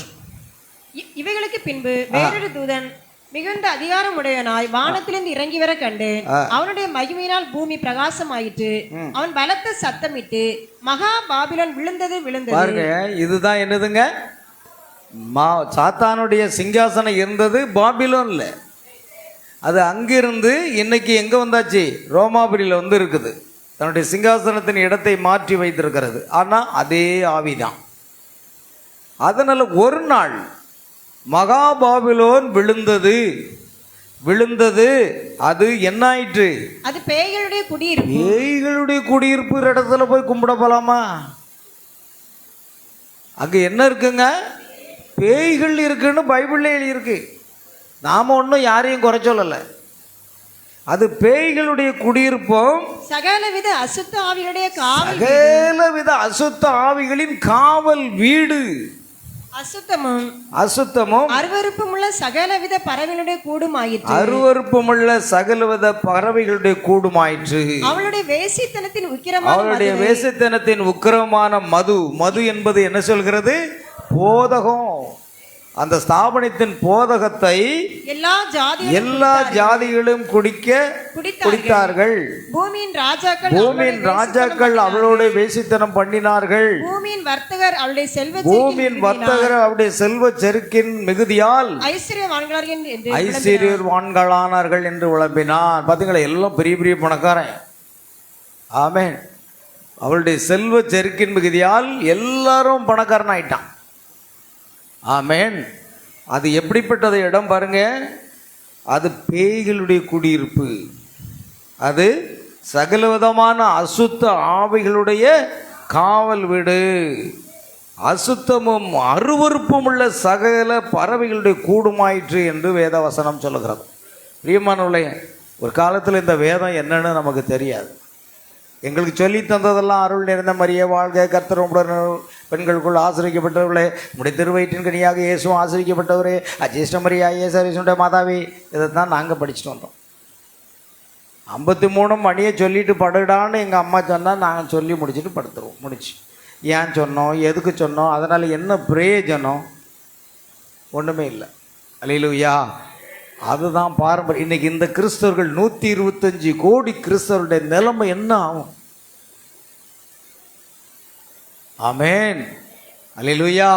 எனக்கு அருமையானவர்களே, அது நமக்கு பாவமாக இருக்குது. பாவம் கண்டா அவங்ககிட்ட சொல்லுங்க, எங்க உண்மையான ஆத்ம ரட்சிப்பு பெறுங்கன்னு நம்ம சொல்ல வேண்டியது நம்ம கடமை. இல்லை அவங்க நரகத்துக்கு போகிறது, உங்கள் அண்ணன் தம்பி உங்கள் மாமா மச்சான் எல்லாரும் நரகத்துக்கு போகிறது உங்களுக்கு சந்தோஷம்னா சத்தியத்தை சொல்லாதீங்க. புரியுதா? நரகத்துக்கு தானே அவங்க தானே போகிறாங்க, போட்டு அப்படி தானே சொல்லுங்க. இல்லைன்னா அது போச்சு. சரி, இப்போ நம்ம முடிப்போம். ஆகையால் தேவனை வழிபடுவதாக ஜனங்கள் கருதி அறியாமையினால் சாத்தானை வழிபடுகின்றனர். ஏப்பா பயங்கரமா இருக்காப்பா. தேவனை வழிபடுகிறதாக, இயேசுவை வழிபடுகிறதற்காக அவர் நினைத்து யாரை தான் வழிபடுத்துறாங்களாம்? மறைமுகமாக. ஏன்னா அந்த சபையில் இருக்கிற போதனைகள் எல்லாம் யாருடைய போதனைகள்? சாத்தானுடைய போதனைகள்னா பைபிள் இல்லை. ஆனால் இன்றைக்கு முன்குறிக்கப்பட்ட அநேக தேவ பிள்ளைகள் அந்த கத்தோலிக்க ஸ்தாபனத்தில் இருக்காங்க. அதனால தான் பெர்க்மன்ஸ் ஐயா போன்றவர்களை ஆண்டவர் வெளியே கொண்டு வந்தார். 2 நாளைக்கு முன்னால் ஒரு வீடியோ பார்த்தேன். ஒரு கத்தோலிக்க கன்னியாஸ்திரி சகோதரி அருமையாக அந்த வெள்ளை உடம்பை அதே கன்னியாஸ்திரி போன்று வெண்மையான அந்த உடை அணிந்து கொண்டு சொல்கிறார்கள், நான் ஒரு காலத்தில் அறியாமையினாலே அந்த சிலை வழிபாடு செய்து கொண்டிருந்தேன். ஆனால் ரோமன் கத்தோலிக்க பைபிளிலே இருக்கு, சிலை வழிபாடு என்பது பரத்தமைக்கு ஒப்பிடப்பட்டிருக்கிறது என்று அங்கே வசனம் இருக்கிறது. சிலை வழிபாடு என்பது பரத்தமை என்றனா வேசி மார்க்கத்துக்கு ஒத்தது என்று எழுதியிருக்கிறது. அந்த சகோதரி அப்படியே பிட்டு எடுத்து சாட்சி சொல்கிறாங்க. அப்போ முன்குறிக்கப்பட்ட வித்துக்கள் எல்லா ஸ்தாபனங்களையும் இருக்காங்க. ஆனால் அவங்களுக்கு நீங்கள் கழுகின் சத்தத்தை கொண்டு போகணும். கழுகின் சத்தத்தை கொண்டு போச்சுன்னா அது கோழி குஞ்சுகளோடு வாழ்ந்திருந்தாலும் சரி, ஒரு நாள் தாய் கழுகின் சத்தத்தை கேட்டு அது பறந்துடும். ஆனால் அந்த சத்தத்தை, அந்த சுவிசேஷத்தை கொண்டு செல்வது நம்முடைய கடமை. ஆமென். பாருங்கள், அந்த ஜனங்கள் தேவனை வழிபடுவதாக உண்மையாகவே நாம் கிறிஸ்தவர்கள் என்று தன்னை நினைத்துக் கொள்கிறார்கள். ஆனால் அவர்கள் கிறிஸ்தவர்கள் அல்ல, பெயர் கிறிஸ்தவர்கள். அறியாமையினாலே சாத்தானை வழிபடுகிறார். 2 தெசலோனிக்கேயர் தீர்க்க தரிசனத்தின் மூலமாக நாம் எச்சரிக்கப்படுகிறோம். நாம் அதை இப்போ ஏற்கனவே வாசித்து விட்டோம். சரி, கவனிங்க. ஆகையால்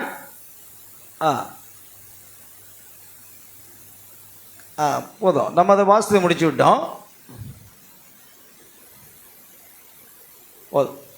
ஆகையால் ஒருவனும் உங்களை மோசம் போக்காதபடிக்கு எச்சரிக்கையாயிருங்கள். எவ்விதத்தினாலும் ஒருவனும் உங்களை மோசம் போக்காதபடி எச்சரிக்கையாயிருங்கள். ஏனெனில் விசுவாச துரோகம் முந்தி நேரிட்டு கேட்டின் மகனாகிய பாவ மனுஷன். அந்த தலைவரை பற்றி என்ன சொல்லியிருக்கு? கேட்டின் மகனாகிய பாவ மனுஷன். பைபிளில் ஒரு கேட்டின் மகனை பற்றி எழுதியிருக்கு. எங்க இருக்கு? லூக்கா 17ஆம் அதிகாரம் 26. லூக்கா 17:26 ஒரு வசனத்தை வாசிங்க. கேட்டின் மகனாகிய யூதாஸ் கெட்டு போனானே அல்லாமல் வேறு ஒருவரும் கெட்டு போகவில்லை. யோவான் 17 மன்னிக்கும், யோவான் 17:12 வாசிங்க. வேதவாக்கியம் நிறைவேறத்தக்கதாக கேட்டின் மகன் கெட்டு போனானே அல்லாமல் அவர்களில் ஒருவனும் கெட்டு போகவில்லை.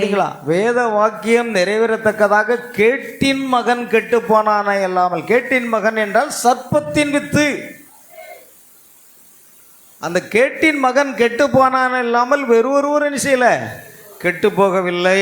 ஓ, இயேசு சொன்னார், பிதாவே நீர் எனக்கு தந்தவர்களை உம்முடைய நாமத்தினாலே காத்து கொண்டேன். வேத வாக்கியம் நிறைவேறத்தக்கதாக. பாருங்க, அதுக்கு முந்தின வசனம் அழகா இருக்கு. நான் அவர்களோடு கூட உலகத்தில் இருக்கையில் அவர்களுடைய நாமத்தினாலே காத்து கொண்டேன். நீர் எனக்கு தந்தவர்களை நான் காத்து கொண்டு வந்தேன். வேத வாக்கியம் நிறைவேறத்தக்கதாக கேட்டின் மகன் கெட்டு போனானே இல்லாமல் அவர்கள் ஒருவரும் கெட்டு போகவில்லை. அவன் மகனாக இருந்தால் அவன் கெட்டு தான் போவான், வேறு ஒருவரும் கெட்டு போக முடியாது. ஓ, என் ஆடுகளை என் கரத்திலிருந்து ஒருவனும் பறித்து கொள்வதும் இல்லை, அவர்களை என் உள்ளங்கைகளில் வரைந்து வைத்திருக்கிறேன் என்று சொல்கிறார். ஆமென். பாருங்கள் பிரியமானவர்களே, கேட்டின் மகன் யார்? அந்த பாவ மனுஷன் கேட்டின் மகன் யூதாஸ். வெளிப்பட்டாலொழிய அந்த நாள் வராது. அவன் எதிர்த்து நிற்கிறவனாகவும் தேவன் எண்ணப்படுவது எதுவோ ஆராதிக்கப்படுவது எதுவோ அவை எல்லாவற்றின் மேலாக தன்னை உயர்த்துகிறவனாகவும் தேவனுடைய ஆலயத்தில் தேவன் போல உட்கார்ந்து தன்னைத்தான் தேவன் என்று காண்பிக்கிறவனாக இருப்பான். இன்றைய சபையின் வஞ்சிக்கப்பட்ட நிலையை பாருங்கள். கேட்டின் மகன், அதாவது பிசாசு.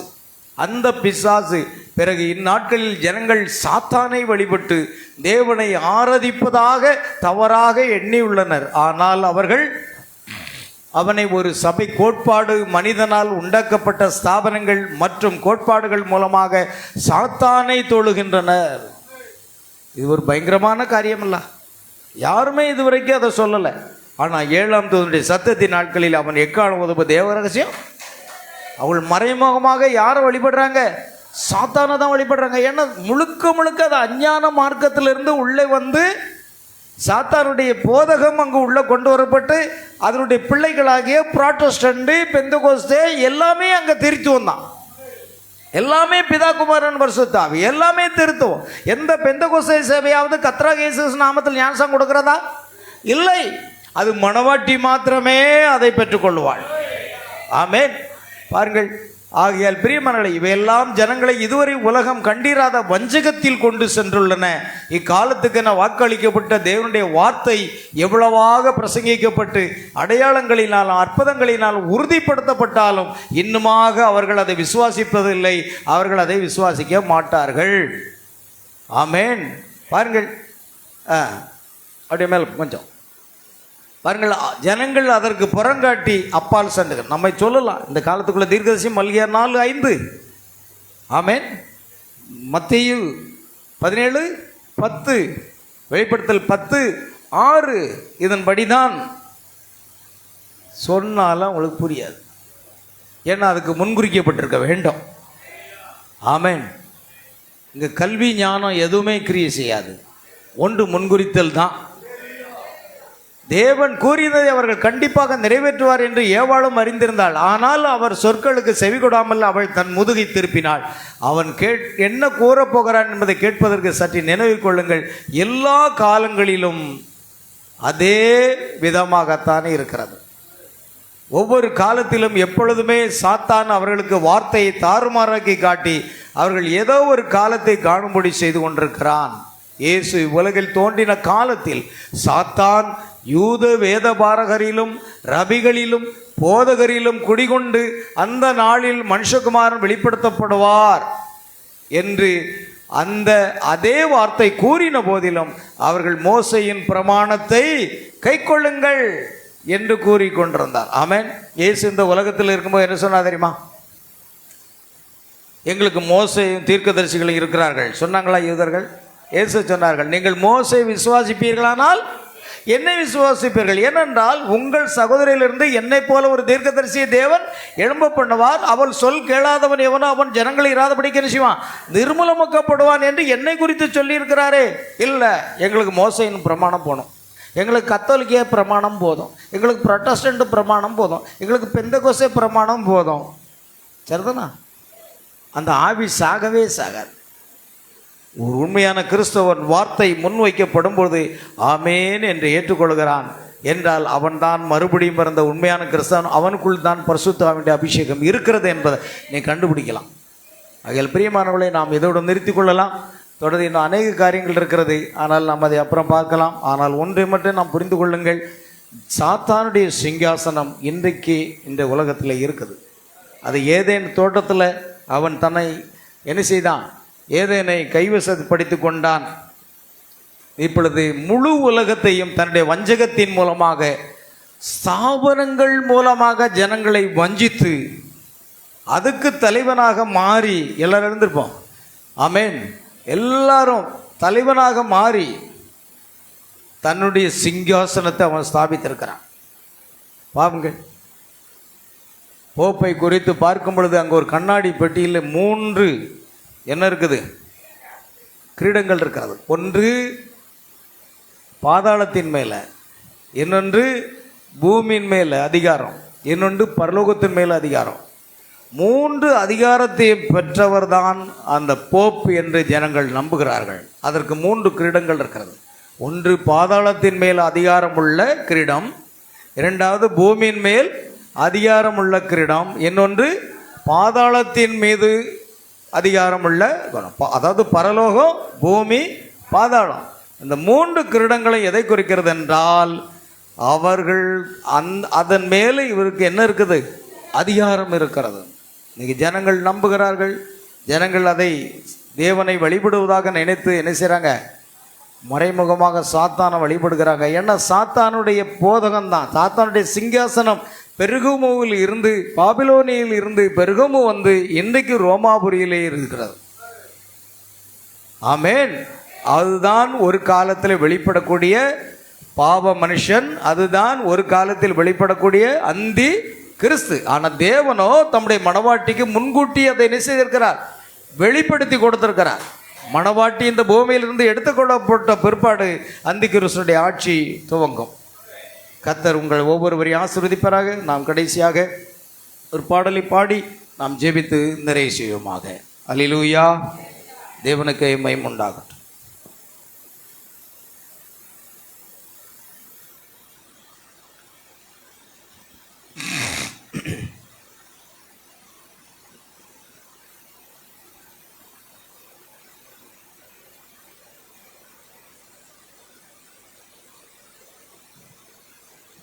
ஐயா தேவனுக்கு மகிமை உண்டாகட்டும்.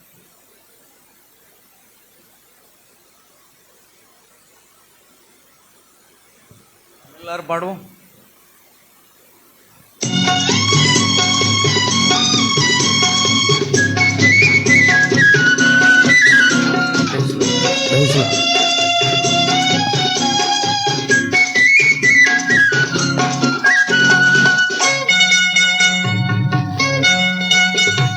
நம்முடைய தெய்வம் இயேசுவல்லால் இந்த நானிலத்தில் வேறு தெய்வம் இல்லை.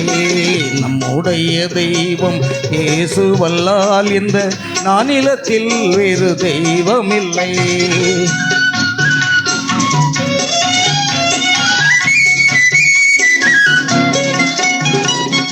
கத்தரை தெய்வமாய் கொண்ட ஜனமாய் பாக்கியமுள்ளவர் எண்ணப்படுவார். கத்தரை தெய்வமாய் கொண்ட ஜனம் பாக்கியமுள்ளவர் எண்ணப்படுவார். நம்முடைய தெய்வம் இயேசுவல்லால் இந்த நானிலத்தில் வேறு தெய்வமில்லை.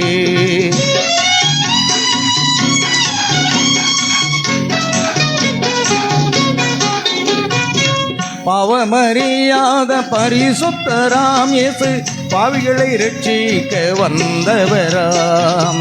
பாவமறியாத பரிசுத்தராம் இயேசு பாவிகளை ரட்சிக்க வந்தவராம். நம்முடைய தெய்வம் இயேசுவல்லால் இந்த நானிலத்தில் வேறு தெய்வமில்லை.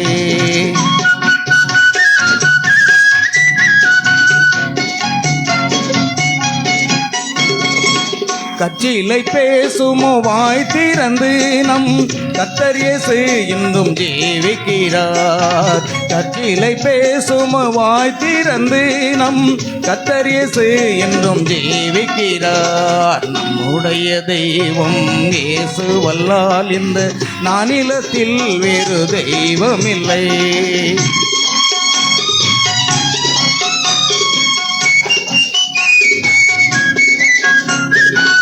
மறப்பாளோ தாய் பாலகனை நான் மறப்பதில்லை என்னும் அன்பு தெய்வம். மறப்பாளோ தாய் பாலகனை நான் மறப்பதில்லை என்னும் அன்பு தெய்வம். நம்முடைய தெய்வம் இயேசுவல்லால் இந்த நானிலத்தில் வேறு தெய்வமில்லை.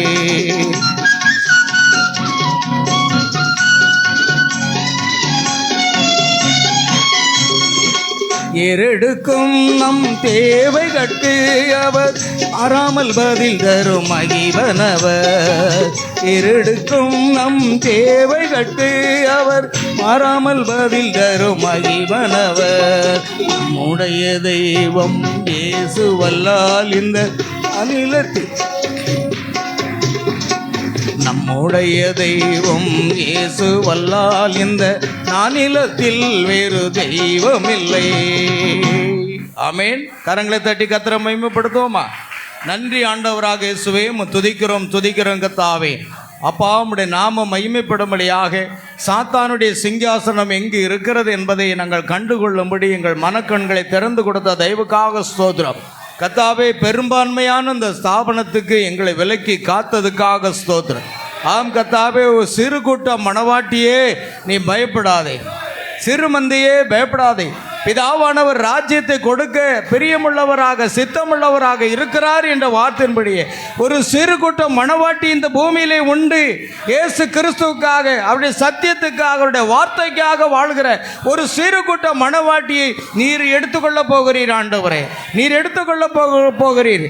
நீர் பலமுள்ள தூதனாக இறங்கி வந்து மனுஷகுமாரனாக வெளிப்படுத்தி இந்த நாட்களிலே மகத்தான வேத சத்தியங்களை அந்த புஸ்தகத்திலே 7 முத்திரைகளால் முத்திரிக்கப்பட்ட அந்த புஸ்தகத்திலே மறைந்து இந்த ரகசியங்களை எல்லாம் முத்திரைகளை உடைத்து வெளிப்படுத்தி கொடுத்தீரே. சோத்திரம் கர்த்தாவே, நன்றியோடு துதிக்கிறோம் ஐயா. வெளியாக்கப்படாத மறைபொருளும் இல்லை, அறியப்படாத ரகசியமும் இல்லை என்று தேவன் தம்முடைய மணவாட்டிக்கு ஒன்றையும் மறைத்து வைக்காமல் எல்லாவற்றையும் வெளிப்படுத்தி கொடுத்த தயவுக்காக நன்றி செலுத்துகிறோம். ஆம் கத்தாவே, இந்த ஆராதனையில் கலந்து கொண்ட ஒவ்வொரு சகோதர சகோதரிகள், பிள்ளைகள், குழந்தைகள் அனைவரையும் கர்த்தர் ஆசீர்வதிக்க வேண்டுமா ஜெபிக்கிறோம் ஆண்டவரே. உம்முடைய நாமம் மட்டும் மகிமைப்படட்டும். தொடர்ந்து மீண்டும் நாங்கள் சந்திக்கும் வரைக்கும் தேவனுடைய கிருபை, இரக்கம், அன்பு, சந்தோஷம், சமாதானம் ஆண்டவரே பாதுகாவல் கூட இருந்து பாதுகாத்து வழி நடத்த வேண்டுமா ஜெபிக்கிறோம். தொடர்ந்து இந்த செய்தியை கேட்க போகிற ஒவ்வொரு தேவனுடைய பிள்ளைகளையும் ஆசீர்வதிப்பீராக. சகல துதி கனமகிமை யாவற்றும் உமக்கு செலுத்துகிறோம். கர்த்தராகிய இயேசு கிறிஸ்துவின் நாமத்தில் கேட்கிறோம் பிதாவே, ஆமென். என் ஆத்துமாவே கர்த்தரை ஸ்தோத்ரி, என் ஆத்துமாவே கர்த்தரை ஸ்தோத்ரி. கர்த்தர் செய்த சகல வாரங்களை மறவாதே, ஆமென். நம்முடைய கர்த்தராகிய இயேசு கிறிஸ்துவினுடைய கிருபையும் தேவனுடைய அன்பும் பரிசுத்த ஆவியுடைய ஐக்கியமும் சந்தோஷமும் சமாதானமும் சுகமும் பலமும் ஆசீர்வாதங்களும் நம் அனைவரோடும், நம் குடும்பத்தார் அனைவரோடும், சகல பரிசுத்தவான்கள் அனைவரோடும் இன்றும் என்றும் சதா காலமும் நிலைத்திருப்பதாக. அல்லேலூயா, பிரைஸ் தி லார்ட். கர்த்தராகிய இயேசு கிறிஸ்து உங்கள் ஒவ்வொருவரையும் ஆசீர்வதித்தார். God bless you, God bless you, God bless you.